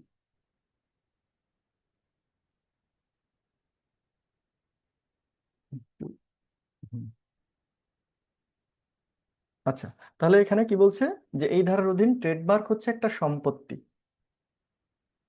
হ্যাঁ। এখন আপনার মনে হতে পারে যে কেন হচ্ছে এই ব্যাখ্যাটি এখানে যুক্ত করছে, আমরা পড়তেছি চিরস্থায়ী নিষেধাজ্ঞা নিয়ে, হঠাৎ করে সেখানে আইসা ব্যাখ্যার মধ্যে বলতেছে যে এই ধারার অধীনে ট্রেডমার্ক হচ্ছে একটা সম্পত্তি। এই কথাটা কেন বলতেছে, তাই না? দেখেন, সাধারণ মানুষের চোখে সম্পত্তি বা প্রপার্টি বলতে তারা কি বোঝে, যে জমি জমা, গাড়ি বাড়ি, কোন একটা ভৌত বস্তু, অর্থাৎ ট্যাঞ্জিবল অ্যাসেট। ট্যাঞ্জিবল অ্যাসেট মানে কি? ট্যাঞ্জিবল মানে হচ্ছে যেটা আপনি ধরে দেখতে পারেন, যেটা আমরা ছুঁয়ে দেখতে পারি, যার বাস্তব অস্তিত্ব আছে, শরীরী, অশরীরী না, মানে শরীরী, যেটাকে ট্যাঞ্জিবল বলা হয়। এরকম কোন ট্যাঞ্জিবল জিনিসকে কিন্তু নর্মালি হচ্ছে প্রপার্টি বলা হয়। কিন্তু এই যে আধুনিক যুগের কথা চিন্তা করেন, এই আধুনিক যুগে শুধু কি ট্যাঞ্জিবল জিনিসই প্রপার্টি, যেটা আমরা ধরে দেখতে পারি ওইটাই কি প্রপার্টি? না, প্রপার্টি আরো অনেক কিছুই হতে পারে। যেমন মেধাভিত্তিক সম্পত্তি হতে পারে, যেটাকে আমরা বলি বলি যে ইন্টেলেকচুয়াল প্রপার্টি, যেমন হচ্ছে ট্রেডমার্ক, প্যাটেন্ট, কপিরাইট, তাই না? এগুলোও কিন্তু হচ্ছে কোটি কোটি টাকার মূল্যবান সম্পদ। ধরেন যে আপনার একটা কোম্পানি আছে, হ্যাঁ। আপনি হচ্ছে কেউ এখন কেউ যদি হচ্ছে আপনার কোম্পানিটা ধরেন অনেক বিখ্যাত, আপনাদের প্রত্যেকেরই একটা একটা করে বিখ্যাত কোম্পানি হোক, দোয়া করে দিলাম, হ্যাঁ। শোনেন, টাকা পয়সার ক্ষেত্রে আসলে কেউ করবেন না, আপনাকে অর্থ ইনকাম করতে হবে আপনি যেই হন। এই কথাটা মাথার মধ্যে ঢুকাই নিবেন, যে আপনাকে টাকা ইনকাম করতে হবে বৈধ উপায়ে। এই পৃথিবীতে আপনি টাকা ছাড়া কিচ্ছু না। বুঝতে পেরেছেন? টাকা ইনকাম করতে হবে বৈধভাবে। আপনার মেধা বুদ্ধি যোগ্যতা যা আছে এটা দিয়ে ইনকাম করার চেষ্টা করবেন। এই যে ট্রেডমার্কের কথা বললাম, ইন্টেলেকচুয়াল প্রপার্টি, এটা আপনিও করতে পারেন। আপনারা যারা এখন সামনে পরীক্ষা দিবেন, 19তম বা হচ্ছে, আপনাদের কথা ভিন্ন, আপনারা পড়াশোনা করেন মন দিয়ে। কিন্তু ধরেন যে অনেকের এক্সট্রাঅর্ডিনারি অনেক ট্যালেন্ট থাকে, কেউ ভালো রান্না করতে পারেন, আপনি একটা রান্নার চ্যানেল খোলেন, অসুবিধা কি? সেখানে আপনি রান্না বান্না শেখান, সেখান থেকে আপনার ওই ভিডিওগুলো ভিউজ ভিউজ হবে, ইনকাম হবে। অসুবিধা কি? আপনার খুব বেশি পরিশ্রম হচ্ছে না। অন্য অন্য অনেক অনেক আপনি ভালো ক্রাফটিং পারেন, আপনি অন্য অন্য অনেক কিছু বানাইতে পারেন, আপনি যুক্ত হয়ে যান ইনকামের সাথে। যে যোগ্যতা আপনার মধ্যে আল্লাহ তাআলা দিয়েছেন, মানে ঈশ্বর আপনাকে দিয়েছেন, ওটাকে কাজে লাগিয়ে আপনি চেষ্টা করবেন ইনকাম করতে। তো আপনি ধরেন যে এরকম একটা ইনকাম শুরু করলেন, বা এরকম একটা ব্র্যান্ড আপনি দাঁড় করালেন। অনেকে দেখি ওই যে কেক টেক বিক্রি করে, মানে বিভিন্ন সিস্টেম আছে। এখন অনেক উপায় বের হয়েছে। প্রযুক্তি যত আসবে উপায় তত বের হবে। চেষ্টা করবেন। ঠিক আছে। ধরেন যে আপনি এরকম বিখ্যাত একটা কোম্পানি দাঁড় করায় ফেললেন এই বয়সেই। এটা চেষ্টা করবেন না, আমি তো ছোট মানুষ, আমি তো এখনো কিছু হইনি, আমি তো এখনো অ্যাডভোকেট হইনি, এখনো জজ হইনি, এখনো অমুক হইনি, চাকরি পাই নাই, আমি কিভাবে কি করব না করব। সুযোগ থাকলে করবেন, কিচ্ছু না পারলেও একটা টিউশন করবেন, দুইটা টিউশন করবেন। আর যাদের আল্লাহ তাআলা দিয়েছে, ওকে দরকার নেই, আপনি পড়েন। এখন আপনার এই ইনকাম টিনকাম এসবের কথা এখন চিন্তা করা যাবে না। বুঝতে পেরেছেন? পুরো সময়টা কাজে লাগায় পড়াশোনা করেন। কিন্তু যারা ফার্স্ট ইয়ার সেকেন্ড ইয়ারে আছেন, এরকম অনেকেই আছেন, চাইলে এইগুলা করতে পারেন। তো ধরেন আপনি এরকম একটা বড় ধরনের ব্র্যান্ড আপনি তৈরি করেছেন, একটা লোগো বানিয়েছেন, হ্যাঁ। এখন কেউ সেই লোগোটা হচ্ছে বেআইনিভাবে সে ব্যবহার করতেছে, ব্যবহার করে সে নকল পণ্য বাজারে ছাড়তেছে। ঠিক আছে। তো এখন সে কিন্তু আপনার এই অধিকারের উপরে, আপনার সম্পত্তিতে সে কিন্তু ইনভেশন করতেছে, হস্তক্ষেপ করতেছে। এটাও এক ধরনের আপনার সম্পত্তি, আপনার মেধাভিত্তিক সম্পত্তি। হ্যাঁ। এই মেধাভিত্তিক সম্পত্তিও 54 ধারার অধীনে কি, এটা সম্পূর্ণ সুরক্ষা পাবে। ঠিক আছে। এই কারণে এই ব্যাখ্যাটা এখানে যুক্ত হয়েছে, যে ব্যাখ্যা করে বলে দিছে যে দেখেন, এই ধারার অধীনে ট্রেডমার্কও কিন্তু একটা সম্পত্তি। বুঝতে পেরেছেন? তো এই বিষয়গুলো হচ্ছে গুরুত্বপূর্ণ। আচ্ছা, এরপরে যে বিষয়টা আমাদের একটু, একটা বিষয় বলেছিলাম আপনাদেরকে, যে 12 ধারার সাথে এখানে কিন্তু একটা কাহিনী আছে। এই যে প্রথম চারটা যেই উপধারা, ক খ গ ঘ, এই চারটা উপধারা কিন্তু 12 ধারাতে সেম, এই চারটা উপধারা আছে। এখন আপনার মনে কিন্তু নর্মালি কিছু প্রশ্ন আসবে, নর্মালি আপনার মনে প্রশ্ন আসবে। আপনার মনে যে প্রশ্ন আসতে পারে আমি বলি, আপনার মনে প্রশ্ন আসতে পারে যে একই বিধান কেন দুই জায়গায় দিছে, একই বিধান দুই জায়গায় কেন করা হলো। এটা আপনার একটা প্রশ্ন হতে পারে। আপনার আরো একটা প্রশ্ন হতে পারে যে এই যে চারটা ক্ষেত্র, এই চারটা ক্ষেত্র নিয়ে যদি কেউ আদালতে যায়, তাহলে আদালত কি নির্দেশ দিবে? ওই 12 ধারার অধীনে নির্দেশ দিবে, নাকি হচ্ছে 54 ধারার অধীনে নির্দেশ দিবে? দেখেন, খুবই ভ্যালিড, খুবই লজিক্যাল একটা আপনার চিন্তা। আপনার চিন্তাকে স্বাগত। ঠিক আছে। এখন প্রথম ব্যাপারটা আমরা একটু দেখি, যে একই বিধান কেন দুই জায়গায় দেয়া হলো। এর মূল কারণ হলো, এই দুইটা ধারার উদ্দেশ্য যদিও আলাদা, কিন্তু এর পেছনে যেই মানে ইকুইটির যে ব্যাপারটা, সেটা কিন্তু সেম। 12 ধারায় কি বলা হয়েছে? 12 ধারায় চুক্তি বলবৎ করার কথা বলা হচ্ছে। এটা হচ্ছে দ্বিতীয় অধ্যায়। দ্বিতীয় অধ্যায়ে এই অংশটা আছে। এই কারণে কিন্তু দেখেন, এখানে কিন্তু দ্বিতীয় এই কথাটুকু বলেছিল, আমরা মাঝখানে পড়ে এসেছি, যে এই বাধ্যবাধকতা যদি চুক্তি হতে সৃষ্ট হয়, তাহলে সেটা হচ্ছে 12 মানে দ্বিতীয় অধ্যায় অনুযায়ী মানে সলিউশনটা হবে। দ্বিতীয় অধ্যায় অনুযায়ী আদালত সেখানে কি করবেন? প্রতিকার দিবেন। ঠিক আছে। তো এই চারটা ক্ষেত্রের কথা, তার মানে এখানে যেটা বলা হচ্ছে সেটা হলো যে, মানে এর কাজ হলো কি, যে কাউকে তার চুক্তিকৃত কাজে মানে কাজ করতে বাধ্য করা। ঠিক আছে। আর 54 ধারার যেই মানে চিরস্থায়ী নিষেধাজ্ঞা এখানে কখন, মানে কেন হচ্ছে এখানে দেয়া হয়েছে এই চারটা জিনিস? 12 ধারায় তো দেয়া হয়েছে। 12 ধারায় কেন দেয়া হয়েছে? যেটা বললাম, যে কাউকে তার চুক্তিকৃত যে কাজ, সেই কাজটা যেন সে করে, এটা করতে তাকে যেন বাধ্য করা হয়, চুক্তিটা যেন বলবৎ করা হয়। এই জন্য ওখানে দিয়েছে 12 ধারায়। আর এখানে কেন দিয়েছে? এখানে দিয়েছে যে মানে এর কাজ হলো যে কাউকে কোনো একটা অন্যায় কাজ করা হতে চিরতরে বারণ করে দেওয়া, সেজন্য এই কাজটা না করতে পারে। বুঝতে পেরেছেন? আইনের সাধারণ নিয়ম কি যে এখানে এই ক্ষেত্রে নিয়ম হলো যে কারো ক্ষতি হলে তাকে হচ্ছে টাকার মাধ্যমে ক্ষতিপূরণ দিয়ে দেওয়া যায়। কিন্তু যখন দেখা যাচ্ছে ওই টাকার মাধ্যমে ওই ক্ষতিটা মাপা যায় না, টাকা দিয়ে প্রকৃত ক্ষতিটা মেটানো যায় না, টাকা পাওয়ার সম্ভাবনা না থাকে, অথবা যখন এখানে একটা বিশ্বাসের সম্পর্ক থাকে, ট্রাস্টের যে ব্যাপারটা, তখন আদালত তার বিশেষ ক্ষমতা বলে কাউকে কোনো কাজ করতে আসলে বাধ্য করতে পারেন 12 ধারা অনুযায়ী, যদি সেই বিষয়গুলো আসলে চুক্তির মাধ্যমে হয়ে থাকে। হ্যাঁ, অথবা দেখা যাচ্ছে যে তাকে কোনো ওই কাজটা মানে করা হতে চিরতরে নিবৃত্ত করতে পারে 54 ধারা অনুসারে। যেহেতু এই দুইটা বিশেষ প্রতিকার দেওয়ার পেছনে হচ্ছে যুক্তি বা গ্রাউন্ড একই, তাই হচ্ছে এই সেম জিনিসটা হচ্ছে দুইটা ধারাতেই রাখা হয়েছে। দুইটা ধারাতে রাখা হয়েছে, দুই জায়গায় হচ্ছে দুই রকম প্রতিকার দিচ্ছে। এখন আপনার প্রশ্ন হচ্ছে, ঠিক আছে, দুই জায়গায় রাখছে বুঝছি, তা কোন প্রতিকারটা আদালত আমারে দিবে আমি যদি এটা নিয়ে যাই?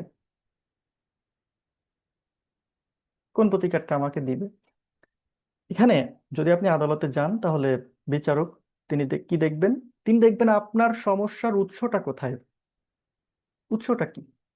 এটা কি কোনো চুক্তি হতে সৃষ্টি হয়েছে, নাকি হচ্ছে এটা একটা সম্পত্তির সাথে রিলেটেড, নাকি সম্পত্তির অধিকার থেকে সৃষ্টি হয়েছে, প্রপার্টি রাইট থেকে তৈরি হয়েছে? তাহলে আদালত প্রথমে কি দেখবেন যে এটা কি হচ্ছে কন্ট্রাক্ট থেকে সৃষ্টি হয়েছে মানে চুক্তি, নাকি এটা হচ্ছে রাইট টু প্রপার্টি মানে প্রপার্টি রাইট যেটাকে বলে সম্পত্তির অধিকার থেকে সৃষ্টি হয়েছে। এর উপর ভিত্তি করে আদালত কিন্তু সিদ্ধান্ত দেবেন। তো প্রথম যে ব্যাপারটা চুক্তির ক্ষেত্রে একটু বলি, ধরেন আপনার সাথে বিবাদীর একটা চুক্তি আছে এবং সে কি করতেছে যে ওই চুক্তিটা সে ভঙ্গ করতেছে, ভঙ্গ করছে। এখন আহ এখন যদি ধরেন যে আপনি 54 ধারার এই যে চারটা যে কমন গ্রাউন্ড, এই গ্রাউন্ড যদি মানে দেখায় বললেন যে মাননীয় আদালত টাকা দিয়ে আসলে আমার ক্ষতিপূরণ হবে না, তাকে চিরস্থায়ী নিষেধাজ্ঞা দিন, তখন আদালত কিন্তু 54 ধারার এক মানে যেই নিয়মটা যেটা আমরা দেখলাম এতক্ষণ, এখানে আদালত তিনি হচ্ছে এই বিষয়টা দেখবেন, বিবেচনা করবেন। এরপরে 54 ধারায় স্পষ্টভাবে কি বলা আছে, তিনি কি দেখবেন? তিনি দেখবেন যে হ্যাঁ, 54 ধারায় স্পষ্টভাবে বলা আছে যে যখন এই ধরনের বাধ্যবাধকতা চুক্তির ফলে সৃষ্টি হয় তখন আদালত সুনির্দিষ্ট প্রতিকার আইনের যে দ্বিতীয় অধ্যায়, অর্থাৎ ওই যে 12 ধারার যে বিষয় চুক্তি সম্পাদনের যে বিধানাবলী, ওইটা দ্বারা মানে এই বিষয়টা তিনি নিয়ন্ত্রণ করবেন। তখন আদালতের নির্দেশ কেমন হবে? এই ক্ষেত্রে আদালত কিন্তু আপনাকে ওই যে আপনি চিরস্থায়ী নিষেধাজ্ঞা চেয়েছেন এইটা আপনাকে দিবে না। আদালত 12 ধারা অনুযায়ী এখানে চুক্তির সুনির্দিষ্ট কার্য সম্পাদনের করার হচ্ছে মানে নির্দেশ দিবেন বা ডিক্রি দিবেন। স্পেসিফিক পারফরমেন্স অফ কন্ট্রাক্ট যেটাকে বলা হয় সেইটার ডিক্রি দিবেন। অর্থাৎ আদালত বিবাদীকে বলবেন তুমি চুক্তি অনুযায়ী এখানে কাজটা করো, কাজটা করতে তুমি বাধ্য। ঠিক আছে। এখন ব্যাপারটা যদি এরকম হয় যে সম্পত্তির সাথে মানে সম্পত্তি থেকে সৃষ্টি হয়েছে কিরকম, ধরেন যে সম্পত্তির অধীন, ধরেন আপনার সাথে বিবাদীর কোনো চুক্তি নেই, এখানে চুক্তি নাই বুঝেন। আগেরটাতে কি ছিল, চুক্তি ছিল, চুক্তি ছিল বিধায় ওটা 12 ধারার সাথে রিলেটেড হয়ে গেছে। এখন চুক্তি নাই, ধরেন যে আপনার সাথে বিবাদীর এরকম কোনো চুক্তি নাই, সে কি করছে যে আপনার জমিতে ধরেন যে বেআইনিভাবে হস্তক্ষেপ করতেছে বা উৎপাত করতেছে বা আপনার এমন কোন একটা ক্ষতি করতে চাচ্ছে যা আসলে টাকায় পরিমাপ করা যায় না, সেক্ষেত্রে আদালতের নির্দেশ কি হবে?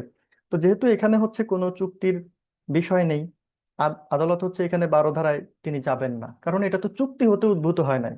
আদালত সরাসরি এখানে 54 ধারা প্রয়োগ করে আপনার সম্পত্তি রক্ষার জন্য বিবাদীর বিরুদ্ধে চিরস্থায়ী নিষেধাজ্ঞা বা পারপেচুয়াল ইনজাংশন জারির নির্দেশ দেবেন।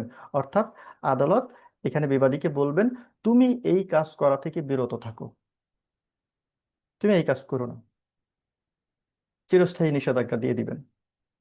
তার মানে শর্তগুলো এখানে কমন হলেও 12 ধারার সাথে এই 54 ধারার এই প্রথম চারটা যদি মানে চারটা একদম কমন একই রকম হলেও এখানে কিন্তু প্রতিকারটা ভিন্ন। সমস্যাটা যদি চুক্তি হতে সৃষ্টি হয় তাহলে হচ্ছে এটা 12 ধারা অনুযায়ী কাজটা করার নির্দেশ দেবেন। আর যদি সমস্যাটা মানে সম্পত্তির অধিকারের হস্তক্ষেপের সাথে হচ্ছে যদি রিলেটেড হয়, তাহলে আদালত 54 ধারা অনুযায়ী ওই কাজটা করা থেকে বিরত থাকার জন্য নির্দেশ দিবেন, যেটাকে আমরা বলতেছি যে চিরস্থায়ী নিষেধাজ্ঞা, পারপেচুয়াল ইনজাংশন দিবেন, মঞ্জুর করবেন। ঠিক আছে। আপনি দেখেন, স্বাভাবিকভাবে আপনি তো জীবনে বহুবার পড়েছেন, যারা অলরেডি মানে অনার্স মাস্টার্স কমপ্লিট করে ফেলেছেন, বিজেএস হোক বা বার কাউন্সিল হোক বা আপনার ইউনিভার্সিটিতে হোক, বার আপনি এই ধারাগুলো পড়েছেন। আপনি কখনো ভেবেছেন যে 12 ধারায়ও সেম বিধান, আবার এই ইয়াতেও সেম বিধান, 54 ধারাতেও সেম বিধান, এবং হুবহু আমরা বই বের করে দেখেন, শুধু এই পরেরটা একটু আলাদা, যে মামলার সংখ্যা ভিত্তিক মানে নাম্বারটা, বাকি সব তো সেম। সেম বিধান কেন দিল? প্রশ্ন এসেছে মাথায়? সেম বিধান দিয়েছে, আমি যদি সেম প্রবলেম নিয়ে আদালতে যাই, আদালত আমাকে কোনটা সলিউশন দিবেন?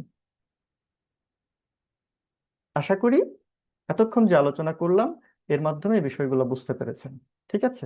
আর এখানে প্রচুর পরিমাণে উদাহরণ আছে, অনেক অনেক উদাহরণ। প্রত্যেকটা উদাহরণ নিয়ে যদি আলোচনা করতে যায় তাহলে এটা আসলে অনেক অনেক সময় লেগে যাবে। ঠিক আছে? তাই আর উদাহরণগুলো সহজ, আপনারা পড়ে বুঝবেন। যেটা আমার কাছে মনে হবে যে না, এই উদাহরণটা একটু বিস্তারিত আলোচনা করার দরকার, আমি দরকার হয় উদাহরণের নিচে সহজ ব্যাখ্যা দিয়ে দিব নোটে, বা আমাকে আপনারা জানাবেন যে ভাই এই উদাহরণটা একটু বুঝতেছি না, একটু বোঝাই দেন। কোনো অসুবিধা নেই, এক্ষেত্রে আমি সবসময় আছি। বুঝতে পেরেছেন? যখনই আমি একটু অবসর পাবো সাথে সাথে আপনার মেসেজের রিপ্লাই লিখে দিবেন। বেশিরভাগ ক্ষেত্রে প্রবলেমগুলো লিখে দিবেন, কারণ ওই আমার ওই মেসেঞ্জারে বা হচ্ছে হোয়াটসঅ্যাপে একটু প্রবলেম করে মোবাইলে। ঠিক আছে? ওটা শোনা যায় না, শুনতে হলে কম্পিউটার ওপেন করতে হয়। লিখে দিবেন, আমি তাহলে পড়ে সলিউশনটা দিয়ে দিব। আচ্ছা, এবার এখানে দেখেন প্রাসঙ্গিক তথ্য দিয়ে অনেকগুলা ব্যাপার এখানে লিখেছি, এগুলো আপনারা একটু পড়বেন। হ্যাঁ, খুব জটিল কিছু নাই এখানে, পড়তে পড়ে নেবেন, কোনো সমস্যা হবে না, বুঝতে পারবেন আশা করি। আচ্ছা, এবার এখানে দেখেন প্রশ্ন দিয়েছে, বিগত বছরের প্রশ্ন, যে দ্য স্পেসিফিক রিলিফ অ্যাক্ট 1877 অনুযায়ী নিম্নের কোন ক্ষেত্রে নিষেধাজ্ঞা দাবি করা যেতে পারে? কোন ক্ষেত্রে নিষেধাজ্ঞা দাবি করা যেতে পারে? তাহলে এতক্ষণ তো আমরা পড়াশোনা করলাম, এবার দেখি এটার সলিউশন আমরা পারি কিনা। উত্তর দেখবেন না, ঠিক আছে? সামনে যদিও আছে। দেখেন, প্রথমটা বলেছে যে বিবাদী কর্তৃক ক্রমাগত এমন লঙ্ঘন রোধ করার জন্য যে ক্ষেত্রে বাদীর মৌন সম্মতি আছে। ঠিক আছে? তো এখানে কতে যেটা বলতেছে যে এটা হচ্ছে আসলে 56 ধারার, আমরা এখনো পড়ি নাই, পরবর্তীতে আছে আর কি, আমরা যখন পড়বো তখন দেখব। 56 এর যদি উপধারাটা আপনারা দেখেন, ওখানে বলা হয়েছে যে ক্রমাগত লঙ্ঘন রোধ করার জন্য নিষেধাজ্ঞা মঞ্জুর করা যাবে না যদি আবেদনকারী তাতে মৌন সম্মতি দিয়ে থাকেন। মৌন সম্মতি কি? এটা হচ্ছে আমরা যখন ওইটা পড়বো তখন আলোচনা করব বিস্তারিত। ঠিক আছে? তো তাহলে এই ক্ষেত্রে কি হলো? এই ক্ষেত্রে কিন্তু নিষেধাজ্ঞা দাঁড়ি করা এই দাবি করা যাবে না। কেন? কারণ আপনার একটা অধিকার লঙ্ঘন হচ্ছে আর আপনি সেটাতে মৌন সম্মতি দিয়ে বসে আছেন। তা আপনি তো সম্মতিই তো দিছেন, তাহলে আপনি আবার কেন নিষেধাজ্ঞা এখানে চাইতেছেন? বুঝতে পেরেছেন? তাহলে এখানে আপনি নিষেধাজ্ঞা চাইতে পারবেন না। সেকেন্ডলি যেটা বলেছে খতে, যে ক্ষেত্রে বিবাদী বাদীর পক্ষে সম্পত্তির জিম্মাদার এবং বাদীকে সম্পত্তি ভোগে বাধা দেয়, এটা হচ্ছে সঠিক উত্তর। কারণ কি? যে 54 এর যেই ক উপধারা আমরা দেখলাম, এই ক উপধারায় স্পষ্টভাবে কি বলা হয়েছে, যে বাদী যদি বিবাদীর হচ্ছে বিবাদী যদি বাদীর সম্পত্তির জিম্মাদার বা ট্রাস্টি হয় এবং সে যদি বাদীর সম্পত্তির অধিকারে হস্তক্ষেপ করে, তাহলে আদালত চিরস্থায়ী নিষেধাজ্ঞা মঞ্জুর করতে পারে। তো এখানে তো তাই বলা হচ্ছে, যে ক্ষেত্রে বিবাদী বাদীর পক্ষে সম্পত্তির জিম্মাদার এবং বাদীকে সম্পত্তি ভোগে বাধা দেয়। তুমি জিম্মাদার ভাই, তুমি জিম্মাদারের মতো থাকবা। তুমি প্রকৃত মালিকের কাছ থেকে কেন হচ্ছে, প্রকৃত মালিককে কেন হচ্ছে এই সম্পত্তি ভোগে বাধা দিচ্ছ? তাই না? প্রকৃত মালিক আসলে একটা ট্রাস্ট যদি করে দেয়, ওখানে কিন্তু নিজের জন্য স্বার্থ সংরক্ষণ করে রাখতে পারেন, যে হ্যাঁ প্রতি মাসে তাকে একটা অ্যামাউন্ট দিতে হবে বা এরকম কিছু, সেটা তিনি করতে পারেন। আর সেটা দিচ্ছেন না, সেটা দিচ্ছে না, তাহলে এই কাজটা যেন হচ্ছে জিম্মাদার না করে, সেজন্য চিরস্থায়ী নিষেধাজ্ঞা মঞ্জুর করার জন্য আদালতে সে কি করতে পারবে? মামলা দায়ের করতে পারবে। গতে যেটা বলেছে দেখেন, যে কোনো ফৌজদারি কার্যধারা স্থগিত রাখার জন্য, এটাও 56 ধারা আমরা যখন পড়বো তখন দেখব। ওখানে কিন্তু বলা হয়েছে 56 এর সম্ভবত, ওখানে বলা হয়েছে যে কোনো ফৌজদারি বিষয়ে কার্যধারা স্থগিত রাখার জন্য আদালত নিষেধাজ্ঞা মঞ্জুর করতে পারেন না। এরপরে ঘতে যেটা বলা হয়েছে যে সুনির্দিষ্টভাবে কার্যকর করা যায় না এমন কোনো চুক্তির শর্তভঙ্গ বন্ধ করার জন্য, এটাও কিন্তু 56 ধারার বিধান। ওখানে বলা আছে যে যে চুক্তি সুনির্দিষ্টভাবে কার্যকর করা যায় না তার শর্তভঙ্গ রোধ করার জন্য নিষেধাজ্ঞা মঞ্জুর করা যায় না। চুক্তির যেই মানে কি বলা হচ্ছে, চুক্তির বিষয়বস্তু সুনির্দিষ্টভাবে ইয়া করা যাচ্ছে না, কার্যকর করা যাচ্ছে না, চুক্তিটা সুনির্দিষ্টভাবে কার্যকর করা যায় না, সেই চুক্তির শর্ত যদি কেউ ভঙ্গ করে তাহলে সেই ক্ষেত্রেও নিষেধাজ্ঞা মঞ্জুর করা মানে যায় না। বুঝতে পেরেছেন? আমরা যখন পূর্ব বিস্তারিত তখন দেখব এই প্রশ্নটা আসলে দুইটা ধারা মিলায় আসছে। এই আপনার হচ্ছে একটা এই 54 আর একটা হচ্ছে 56। ঠিক আছে। আচ্ছা, উত্তরটা আবার 54 ধারার সাথে, এই জন্য প্রশ্নটা 54 ধারার এখানে দিয়েছে। আচ্ছা, পরেরটা দেখেন, 2 নম্বর প্রশ্নটা যে এক্স অনুচিতভাবে ওয়াই এর ট্রেডমার্ক ব্যবহার করে ওয়াই কোন ধরনের প্রতিকার পেতে চাইতে পারে। তাহলে ওয়াই এখানে কি চাইতে পারে? ট্রেডমার্ক সম্পর্কে আমরা পড়াশোনা করছি একটু আগে। তো এখানে কি হবে? চিরস্থায়ী নিষেধাজ্ঞা সে চাইতে পারে, সহজ। অনুচিতভাবে যেহেতু ট্রেডমার্ক ব্যবহার করতেছে সে যেন না করে, এই জন্য চিরস্থায়ী নিষেধাজ্ঞা চাইতে পারে। বুঝতে পেরেছেন? এটা হচ্ছে ব্যাপার। আচ্ছা, আমি একটা কাজ করব ভাবতেছি, বাট এটার জন্য আসলে আপনাদের জন্য আমি অনেক কিছু করতে চাই। অনেক প্ল্যান আছে, সুন্দর সুন্দর প্ল্যান করতে পারলে আপনারা এত বেশি বেনিফিটেড হবেন, চিন্তার বাইরে। সেটা হলো যে এই পর্যন্ত যত প্রশ্ন এসেছে প্রেলি এবং লিখিত, প্রত্যেকটা প্রশ্নের উপরে সলিউশনের আপনাদেরকে সাথে নিয়ে সলিউশন করব। এবং আমরা এই প্রত্যেকটা এটা কেন উত্তর হলো ওটা কেন উত্তর হলো না এভাবে ব্যাখ্যা করে করে পুরা প্রশ্নগুলো আমরা আলোচনা করব। বুঝতে পেরেছেন? এরকম একটা প্ল্যান আমার আছে, দেখি যদি সময় সুযোগ হয় তাহলে এটা চেষ্টা করব। আচ্ছা, দুই দুই নম্বর প্রশ্ন তো বলছি, এবার হচ্ছে আমরা 55 ধারায় চলে যাই। 55 ধারাতে কি বলছে আমরা একটু দেখি।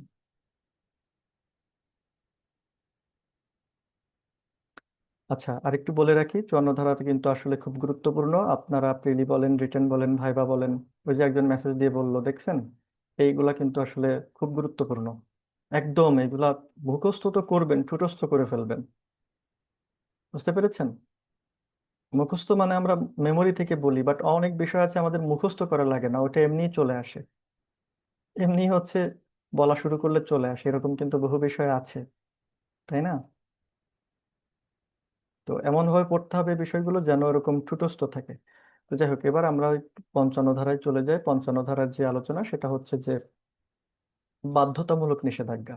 তাহলে এতক্ষণ আমরা যে জিনিসটা দেখলাম সেটা হচ্ছে ওই 54 ধারাতে, সেটা ছিল হচ্ছে কি চিরস্থায়ী নিষেধাজ্ঞা, তাই না? চিরস্থায়ী নিষেধাজ্ঞা কি, এটার সংজ্ঞা কিন্তু আবার দেয়া আছে কোথায়? হচ্ছে আপনার 53 ধারাতে। ওখানে অস্থায়ী নিষেধাজ্ঞা কি, চিরস্থায়ী নিষেধাজ্ঞা কি, এগুলা কিন্তু আমরা একদম বিস্তারিত ভেঙে ভেঙে আলোচনা করেছি, তাই না? আপনারা ওগুলা দেখবেন। তো যাই হোক, সেই চিরস্থায়ী নিষেধাজ্ঞা কখন দিবে সেটা আবার আলোচনা করা হয়েছে 54 ধারায়। সংজ্ঞাটা দেওয়া হচ্ছে 53 ধারায়, কখন দিবে সেটা হচ্ছে 54 ধারায়।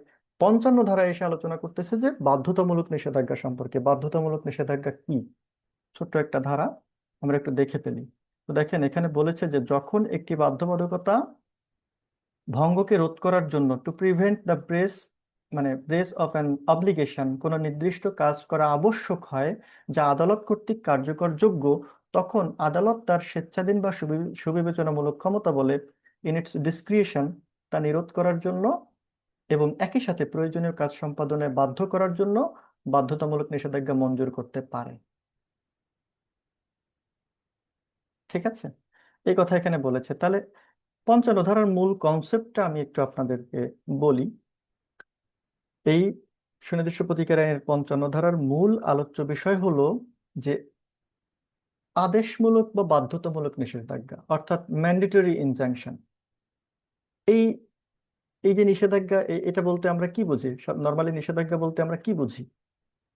নিষেধাজ্ঞা বলতে আমরা বুঝি যে কাউকে কোনো অন্যায় কাজ করা থেকে বিরত রাখা বা হচ্ছে নিবৃত্ত রাখা, নিবৃত্ত করা। কিন্তু 55 ধারার বিধানটা কিন্তু একটু ভিন্ন। ধরেন যে আপনার একটা জমি আছে, ওই জমিতে আপনার প্রতিবেশী জোর করে ধরেন যে একটা দেয়াল তুলে ফেলছে। দেয়াল তুলে আপনার যে যাতায়াতের যে রাস্তা বা হচ্ছে আলো বাতাস আসে আপনার বাড়িতে, উম, ঘরে, সেটাকে সে বন্ধ করে দিছে। এখন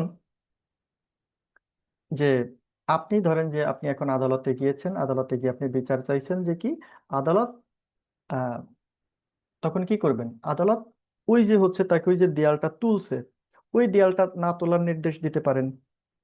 এখন ঘটনা হচ্ছে দেয়াল তো অলরেডি তুলে ফেলছে, এখন কি হবে? সেটার কি হবে? দেয়াল যখন সে তুলছে, ধরেন যে অর্ধেকের বেশি সে তুলে ফেলছে, বা 3/2 সে কমপ্লিট করে ফেলছে, অলরেডি আপনি ভুক্তভোগী হয়েছেন। এখন আপনি আদালতে গিয়েছেন, প্রতিকার চেয়েছেন। হ্যাঁ, ঠিক আছে।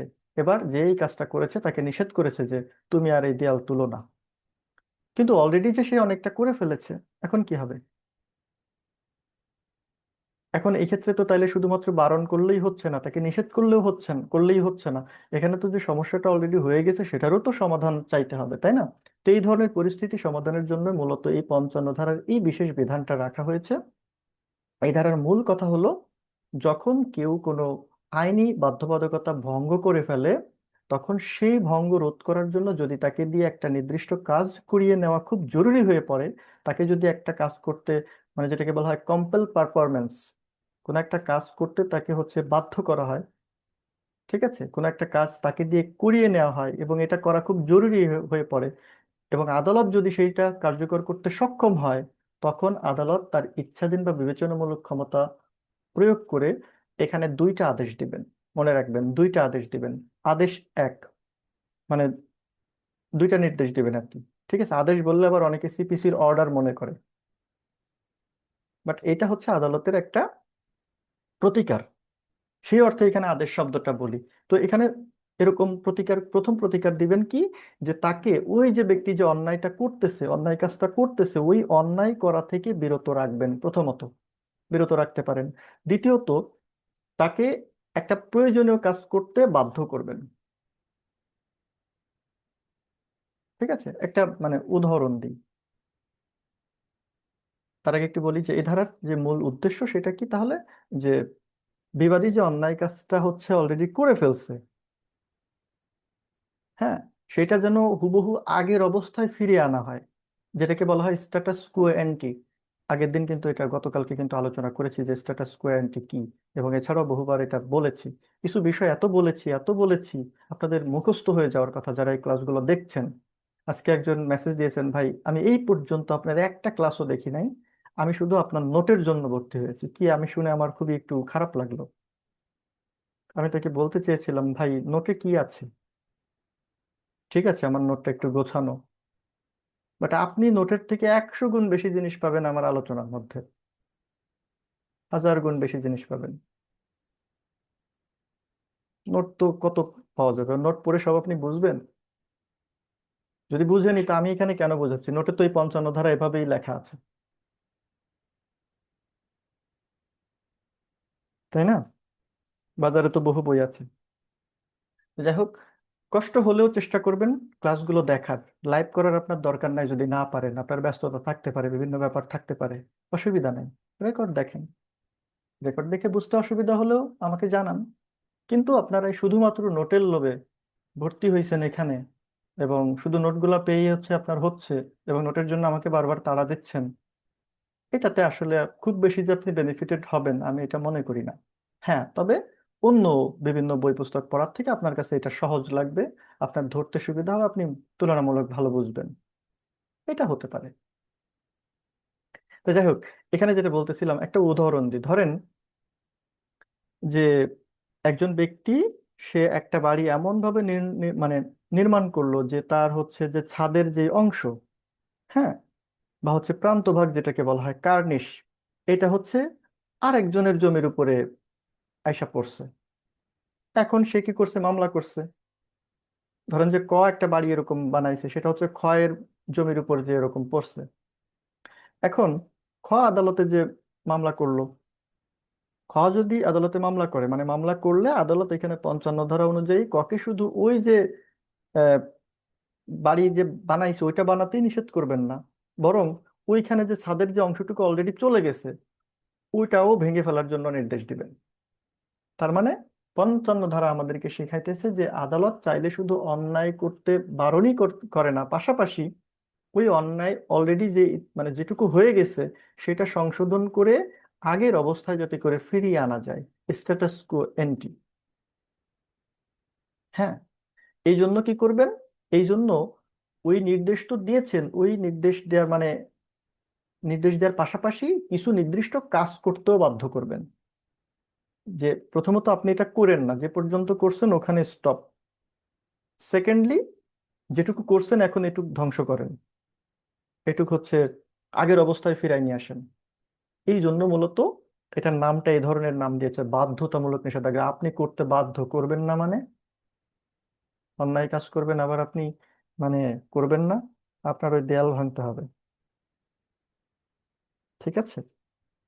এই জন্য বাধ্যতামূলক নিষেধাজ্ঞা, ম্যান্ডেটরি ইনজাংশন। আচ্ছা, আপনারা যদি চান আমি প্রত্যেকটা অংশ ভেঙে ভেঙে আলোচনা করতে পারি, একদম ধরেন যে এরকম ওয়ার্ড বাই মানে এখানে টার্ম বাই টার্ম। তো করি। আচ্ছা, যদি হচ্ছে দেখছি যে পার্টিসিপেন্টস কমতেছে, অলরেডি হচ্ছে 4-5 জন চলে গেছে।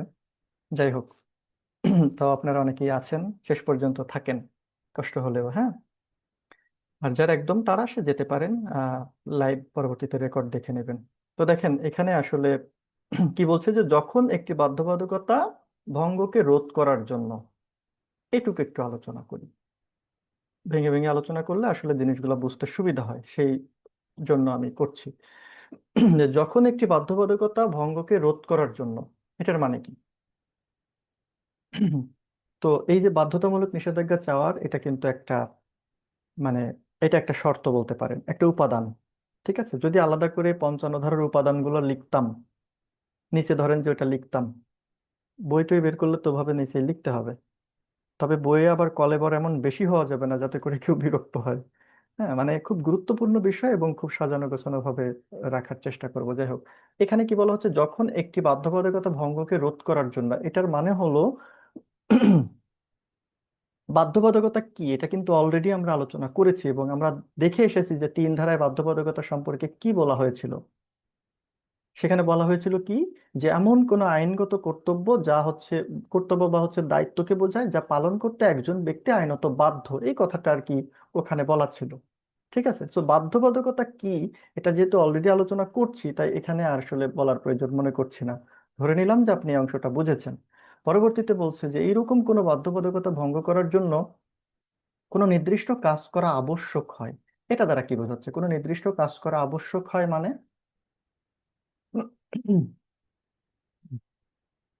তো দেখেন, দেওয়ানি আদালতে সাধারণত যে অন্যান্য যেসব নিষেধাজ্ঞা আছে, যেমন হচ্ছে অস্থায়ী নিষেধাজ্ঞা বলেন বা হচ্ছে চিরস্থায়ী নিষেধাজ্ঞা বলেন, এই যে নিষেধাজ্ঞাগুলো দেওয়া হয় এগুলো মূলত হচ্ছে নেগেটিভ বা হচ্ছে নেতিবাচক প্রকৃতির, তাই না? অর্থাৎ আদালত সেখানে মানে বিবাদীকে কি বলেন, যে তুমি এই অন্যায় কাজটি করো না। কিন্তু 55 ধারার এই অংশে একটা মানে ওই যে এই কাজটা করো না এটা তো বলছে, পাশাপাশি এখানে একটা নির্দিষ্ট একটা ইতিবাচক বা হচ্ছে একটা নির্দিষ্ট কাজ করতে আপনাকে বাধ্য করছে, একটা সার্টেন অ্যাক্ট করার আপনাকে নির্দেশ দিচ্ছে। বুঝতে পেরেছেন? ওই যে ধরেন যে ওই একজন হচ্ছে এরকম আপনার বাড়ির পাশে হচ্ছে ইট দিয়ে সীমানা তুলে ফেলছে, এখন আদালত বলবে যে তুমি এই সীমানা তুলেছো, যেটুকু আর তুলো না। প্রথম নির্দেশ। সেকেন্ড নির্দেশ হচ্ছে, সেকেন্ড কমান্ড হচ্ছে যে এবার দেয়ালটা ভেঙে ফেলো। তাহলে এই যে দেয়ালটা তুমি ভেঙে ফেলো, এইটা হচ্ছে আপনাকে তাকে একটা কাজ করতে মানে একটা নির্দিষ্ট কাজ করা আবশ্যক। এটাই হচ্ছে একটা নির্দিষ্ট কাজ। কাজটা কি? দেয়ালটা ভেঙে ফেলো, এবং এটা আবশ্যক। বুঝতে পেরেছেন? এই দেয়ালটা ভাঙা আবশ্যক, অর্থাৎ বিবাদীকে দিয়ে ওই নির্দিষ্ট কাজটা, অর্থাৎ ওই দেয়াল ভাঙার কাজটা করানো, এটা অপরিহার্য হয়ে পড়ে। বুঝতে পেরেছেন? এর মূল যে ফিলোসফিটা কি, এর পেছনে ফিলোসফিটা কি? ফিলোসফিটা হলো সিম্পল, যে আগের অবস্থায় ফিরিয়ে আনতে হবে, to restore the status quo ante।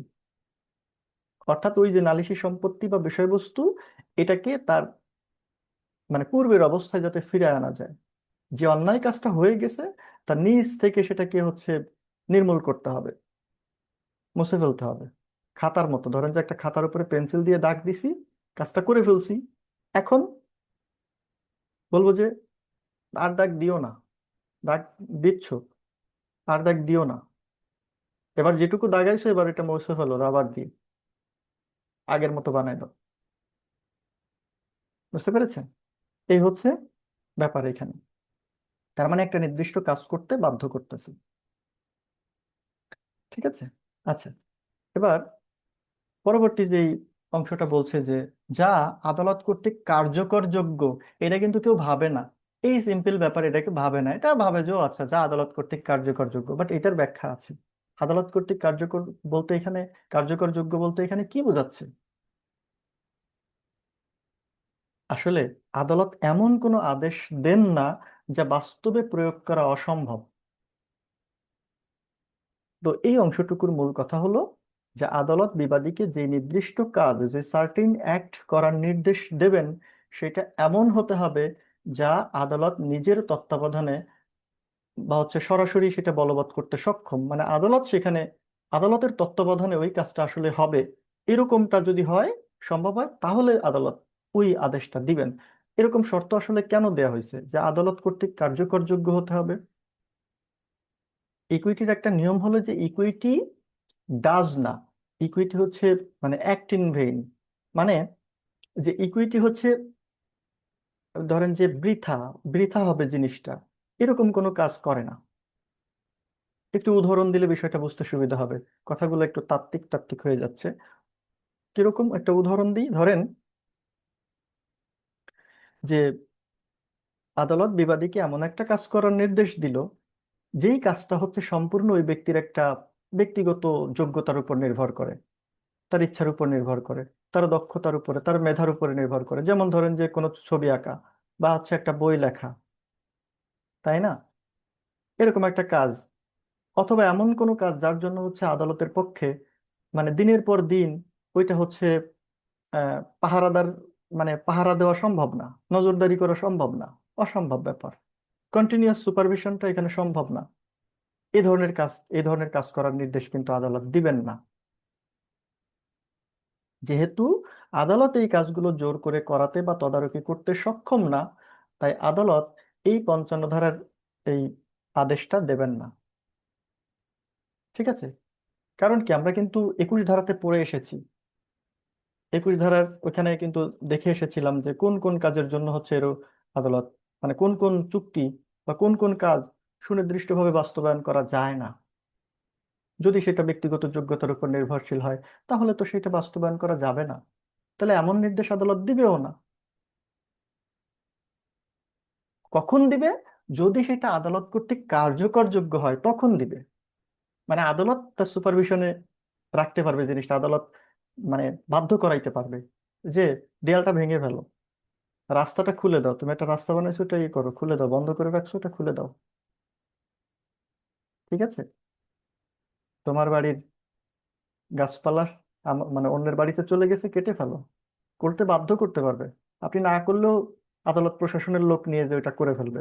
কিন্তু একটা লোক যে হচ্ছে ধরেন যে গান করে বা ড্যান্স করে, হ্যাঁ, একটা লোক হচ্ছে ধরেন যে আহ, আপনি হচ্ছে ড্যান্স করে, এরকম একজনের নাম বলেন তো, ভালো নাচতে টাচতে পারে, আপনারা কেউ একজন বলেন তো।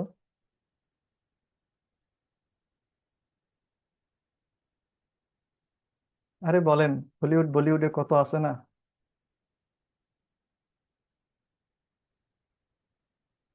দেখো কেউ কথা বলে না। বলতে হবে আজকে আপনাদের, আপনারা এত কম কথা বলেন কেন? কেউ একজন বলেন, বলতে পারেন আমি ভালো নাচতে পারি, এটাও তো বলতে পারেন, মানে আপনি ভালো নাচতে পারেন।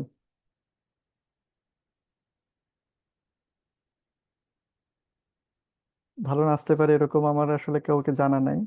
যেহেতু আপনারা কথা বলবেন না বলে হয়তো প্রতিজ্ঞা করেছেন, তাই আমি উদাহরণটা দিই। ধরেন যে একজন ইন্ডিয়ান সেলিব্রিটি, হ্যাঁ, নাচ টাচ করে এরকম, বিখ্যাত।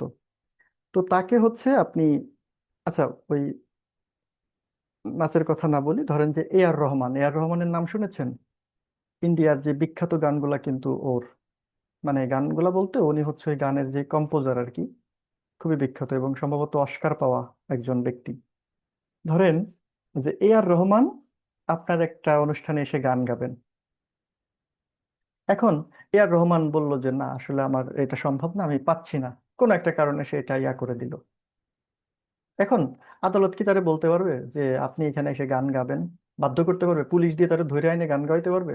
ও যদি গান না গায়, ও যদি আপনারা যেমন কথা বললেন না, দারুণ একটা ব্যাপার হয়েছে, আপনারা কথা বলেন নাই, এ আর রহমানও ধরেন যে ওরকম সেই করছে, মৌনব্রত পালন করতেছে যে না, আমি কথাই বলবো না, দেখি আমার কেমনে গান গাওয়াই, আপনাদের যেমন আমি কথাই বলাইতে পারি নাই, এতজন আছেন অথচ কেউ কথা বলেন নাই। তো এ আর রহমানও বললো যে না, কথা বলবো না। কেমনে বলাবি আমারে? পিটাবি? পিটা, পুলিশ দিয়ে পিটাবি, কোনো অসুবিধা নেই। তখন আদালত কিন্তু এ ধরনের আদেশ যদি দিয়ে থাকে যে গান গাইতে আপনি বাধ্য এবং আপনি গান গাবেন, এবং সে যদি না গায়, তখন কি হলো? আদালতের ভ্যালু কমে গেল না? আপনি আমাকে বললেন, ধরেন যে আমি আপনার বাধ্যগত কেউ, আপনি আমাকে বললেন এই কাজটা তুমি করো, আমি করলাম না, আপনি কি করবেন? আপনার আদেশটা যে দিয়েছেন, বরং ওই আদেশটা এখানে ভ্যালুলেস হয়ে গেছে।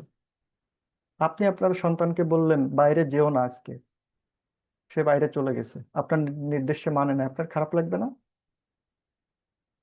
ঠিক একইভাবে আদালত এমন নির্দেশ দেবেন না যেটা আসলে বাস্তবপক্ষে সম্ভব নাও হতে পারে।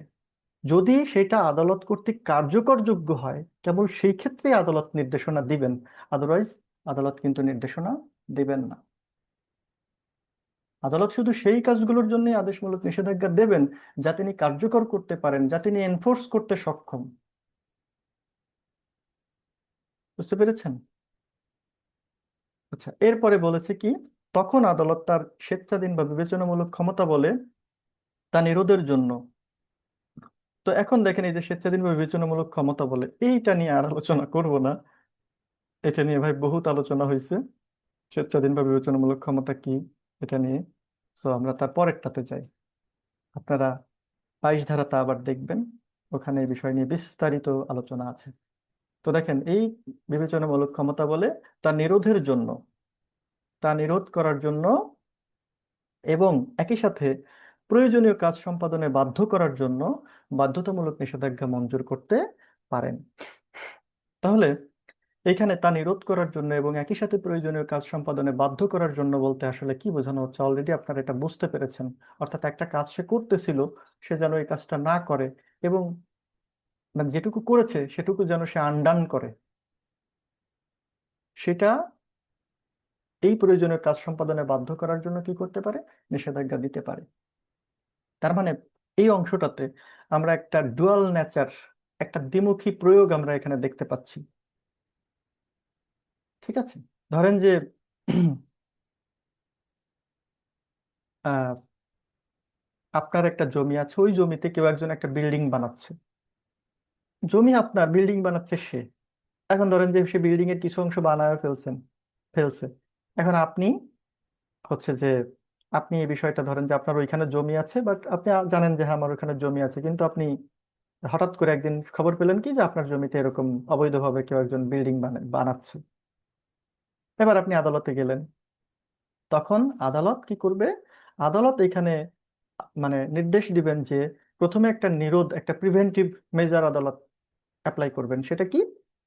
আদালত প্রথমে বলবেন যে তুমি আর 1 ইঞ্চি জমিতেও নতুন করে এখানে নির্মাণ কোনো কাজ করতে পারবা না, তুমি যেটুক নির্মাণ করেছো ওইটুকুই। এটা হলো একটা নেতিবাচক, একটা প্রহিবিটরি, মানে বলতে পারি যে নির্দেশনা। আরেকটা কি, আরেকটা দিবেন ম্যান্ডেটরি, এটা করতে সে বাধ্য। তো প্রথমে একটা দিলেন যে আর তুমি যেটুকু বানাইছো ওই পর্যন্ত স্টপ। এরপরে বলবে যে তুমি ইতোমধ্যে যেটুকু বানাইছো ওইটুকু অবিলম্বে তুমি ভেঙে ফেলো। এটা হচ্ছে একটা ইতিবাচক বা একটা নির্দিষ্ট কাজ করার আদেশ। তাহলে আদালত এই ধারায় একই সাথে একটা অন্যায়কে থামাচ্ছে, প্রিভেন্ট করতেছে, এবং যে কাজটা অলরেডি হয়ে গেছে সেটাকে মুছে ফেলতেছে, এবং মুছে ফেলতে বাধ্য করতেছে। মানে সেটাকে মুছে ফেলতে বলতে কি, সেটাকে ওই যে পেন্সিলের উদাহরণ দিলাম, ধরেন যে সেটাকে হচ্ছে আনডান করতে বাধ্য করতেছে। এভাবে কি করতে পারে? এভাবে আদালত বাধ্যতামূলক নিষেধাজ্ঞা মঞ্জুর করতে পারেন। ঠিক আছে? অর্থাৎ এই উপরের যে শর্তগুলোর কথা বললাম, যেই উপাদানগুলো ভেঙে ভেঙে দেখালাম, এই শর্তগুলো বা এই উপাদানগুলো যদি পূরণ হয়, তখন আদালত চূড়ান্তভাবে এই বাধ্যতামূলক নিষেধাজ্ঞা বা ম্যান্ডেটরি ইনজাংশন মঞ্জুর করেন। ঠিক আছে? এই কথাটা এখানে বলা হচ্ছে। এখন আপনার মনে একটা প্রশ্ন আসতে পারে, সেটা হলো যে মামলা চলমান থাকা অবস্থায় বা হচ্ছে একটা, ধরেন যে একটা অস্থায়ী স্তরে, একটা টেম্পোরারি মানে অংশে, আচ্ছা ওই একটু কঠিনভাবে প্রশ্ন না করি, সহজভাবে বলি, যে মামলা চলমান থাকা অবস্থায় কি এরকম বাধ্যতামূলক নিষেধাজ্ঞা দেওয়া যায়?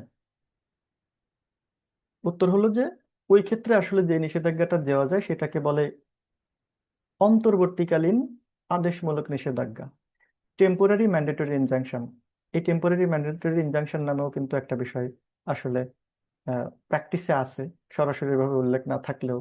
মানে কিছুদিনের জন্য হচ্ছে ওটা, আহ, যেহেতু এগুলা হচ্ছে নর্মালি কি হয়, এগুলা কিন্তু আসলে চূড়ান্ত যেই মামলার চূড়ান্ত শুনানির পর, ঠিক আছে, চূড়ান্ত শুনানির পর কিন্তু আসলে এই ধরনের বিষয় মঞ্জুর করেন।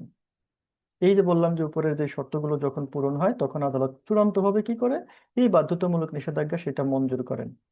এবং সাধারণ নিয়ম অনুযায়ী এই মামলার হচ্ছে এটা চূড়ান্ত শুনানির পর, অর্থাৎ পারপেচুয়াল ইনজাংশন দেয়া হয়। মানে পারপেচুয়াল ইনজাংশন হিসেবে কিন্তু আসলে এটা দেয়া হয়।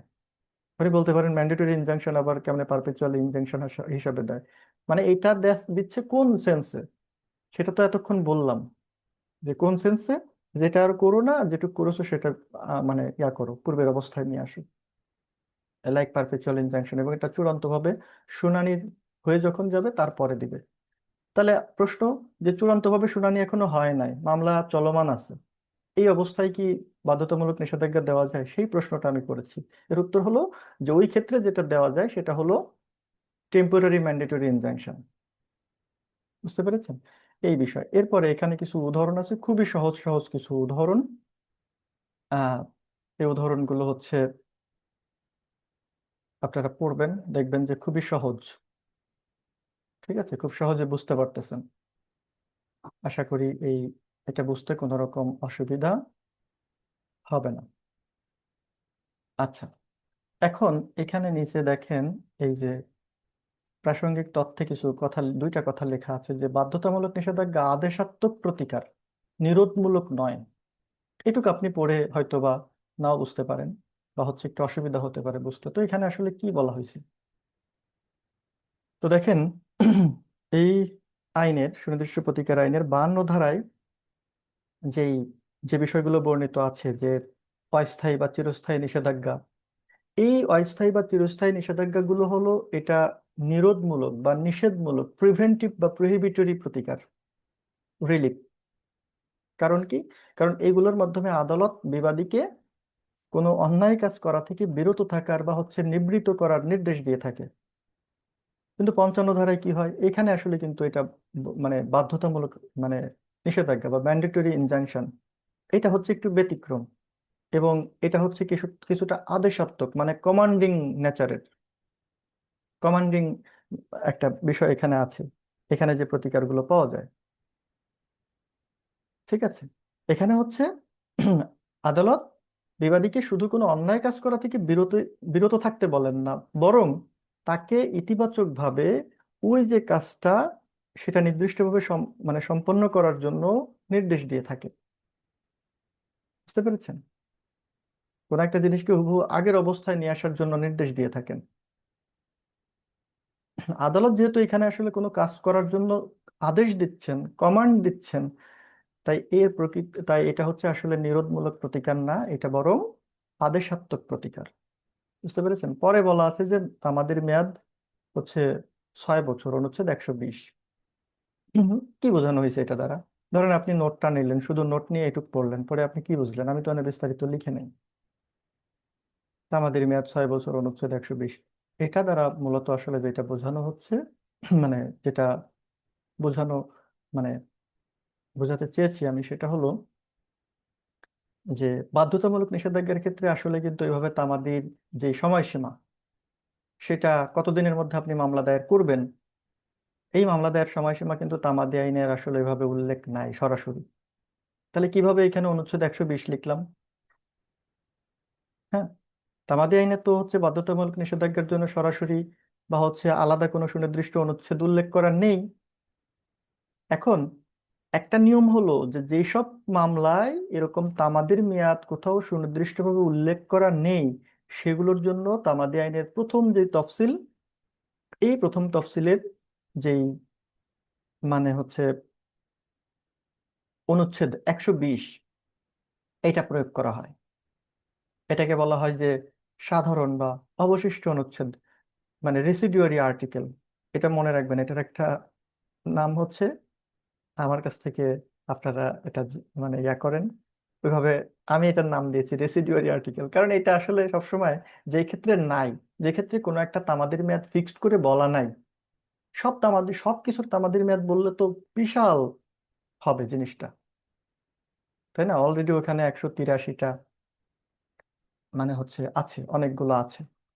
তো সব তো আসলে স্পেসিফাই করে বলা যায় না। এই জন্য 120 অনুচ্ছেদে একটা চমৎকার কাজ করেছে, সেটা হলো যে যেসব জায়গায় এরকম তামাদির মেয়াদ উল্লেখ নেই সেই ক্ষেত্রে 120 ধারা মানে 20 অনুচ্ছেদ প্রয়োগ হবে। এখন 120 অনুচ্ছেদে মেয়াদ কত আছে? ওখানে বলে দেওয়া আছে 6 বছর। মানে সবকিছুর ক্ষেত্রে 120 আসা মানে ওটা 6 বছর হয়ে যাবে। এখন এই 120 অনুচ্ছেদের বিধান অনুযায়ী বাধ্যতামূলক নিষেধাজ্ঞার প্রতিকার চেয়ে যদি মামলা দায়ের করা হয়, তাহলে মামলা দায়েরের যে অধিকার বা কারণ অর্থাৎ কজ অফ অ্যাকশন যেই দিন উৎপত্তি হবে, ঠিক সেদিন থেকে 6 বছরের মধ্যে ওই মামলাটা দায়ের করতে হবে। 6 বছর পার হয়ে গেলে কিন্তু আপনি আর এই ম্যান্ডেটরি ইনজাংশনের জন্য কি করতে পারবেন না, মামলা দায়ের করতে পারবেন না। ঠিক আছে? আপনাকে মামলা দায়ের করার আর সুযোগ থাকবে না। তো আজকে আমি চেয়েছিলাম যে পুরা সেকশনগুলো যেগুলো আছে সবগুলো শেষ করে দেওয়ার, আলোচনা করার, কিন্তু তাতে আমি দেখলাম যে আসলে অনেক বেশি সময় লাগবে। এবং আহ, আরো একটা বিষয় হলো, গুরুত্বপূর্ণ একটা বিষয়, কালকে একজন আপু একটা প্রস্তাব করেছিলেন ক্লাসের মধ্যে যে ক্লাস সকালে নেওয়া যায় কিনা। ঠিক আছে, তো পরীক্ষামূলকভাবে মানে এই যে সকালটা হবে আর কি। ঠিক আছে, মানে আজকে কয় তারিখ? আজকে হচ্ছে এখনো পর্যন্ত 12টা বাজে নাই, 5 মিনিট বাকি আছে। তো এখন হচ্ছে আজকে 29 তারিখ, তার মানে কালকে 30 তারিখ, তাই না? 12টা বেজে গেলে 30 তারিখ। তার মানে এই সকাল হলে আপনাদের একটা ক্লাস নেব, ক্লাস নিয়ে এই বাকিটুকু 56 আর 57 এই দুইটা ধারা শেষ করব। এখন আমি দেখতে চাই যে এখানে কতজন যুক্ত হয়েছেন বা নর্মালি হন, সেটা তো জানি, দীর্ঘদিন ধরে দেখে আসতেছি। আর ওখানে কয়জন যুক্ত হয় এটা দেখব, দেখে ডিসিশনটা নিব। বুঝতে পেরেছেন? আমাকে পার্সোনালিও কয়েকজন মেসেজ করেছেন যে আপনি সকালে ক্লাসটা নেন। একটা ক্লাস সকালে নেন, একটা হচ্ছে বিকাল মানে এই সন্ধ্যায় নেন। সন্ধ্যায় বলতে 8টা সাড়ে 8টার দিকে ওই টাইমে নেন, এরকমটা কয়েকজন বলেছে। তো আমি একটু দেখতে চাই যে আসলে বিষয়টা কেমন হয়। এই এক্সপেরিমেন্টের জন্য আমি দুইটা ধারা ইচ্ছা করে রেখে দিচ্ছি, এই দুইটা সকালে আমরা আলোচনা করব। ঠিক আছে? তো আপনারা আপনারা আমন্ত্রিত, আপনারা থাকবেন। আর নোটিশ দিয়ে দিব গ্রুপে, বাকিরাও দেখে বাকিরা জয়েন করবে আশা করি। তো আজকে এই পর্যন্ত, ভালো থাকেন। আল্লাহ হাফিজ। আসসালামু আলাইকুম রহমতুল্লাহ।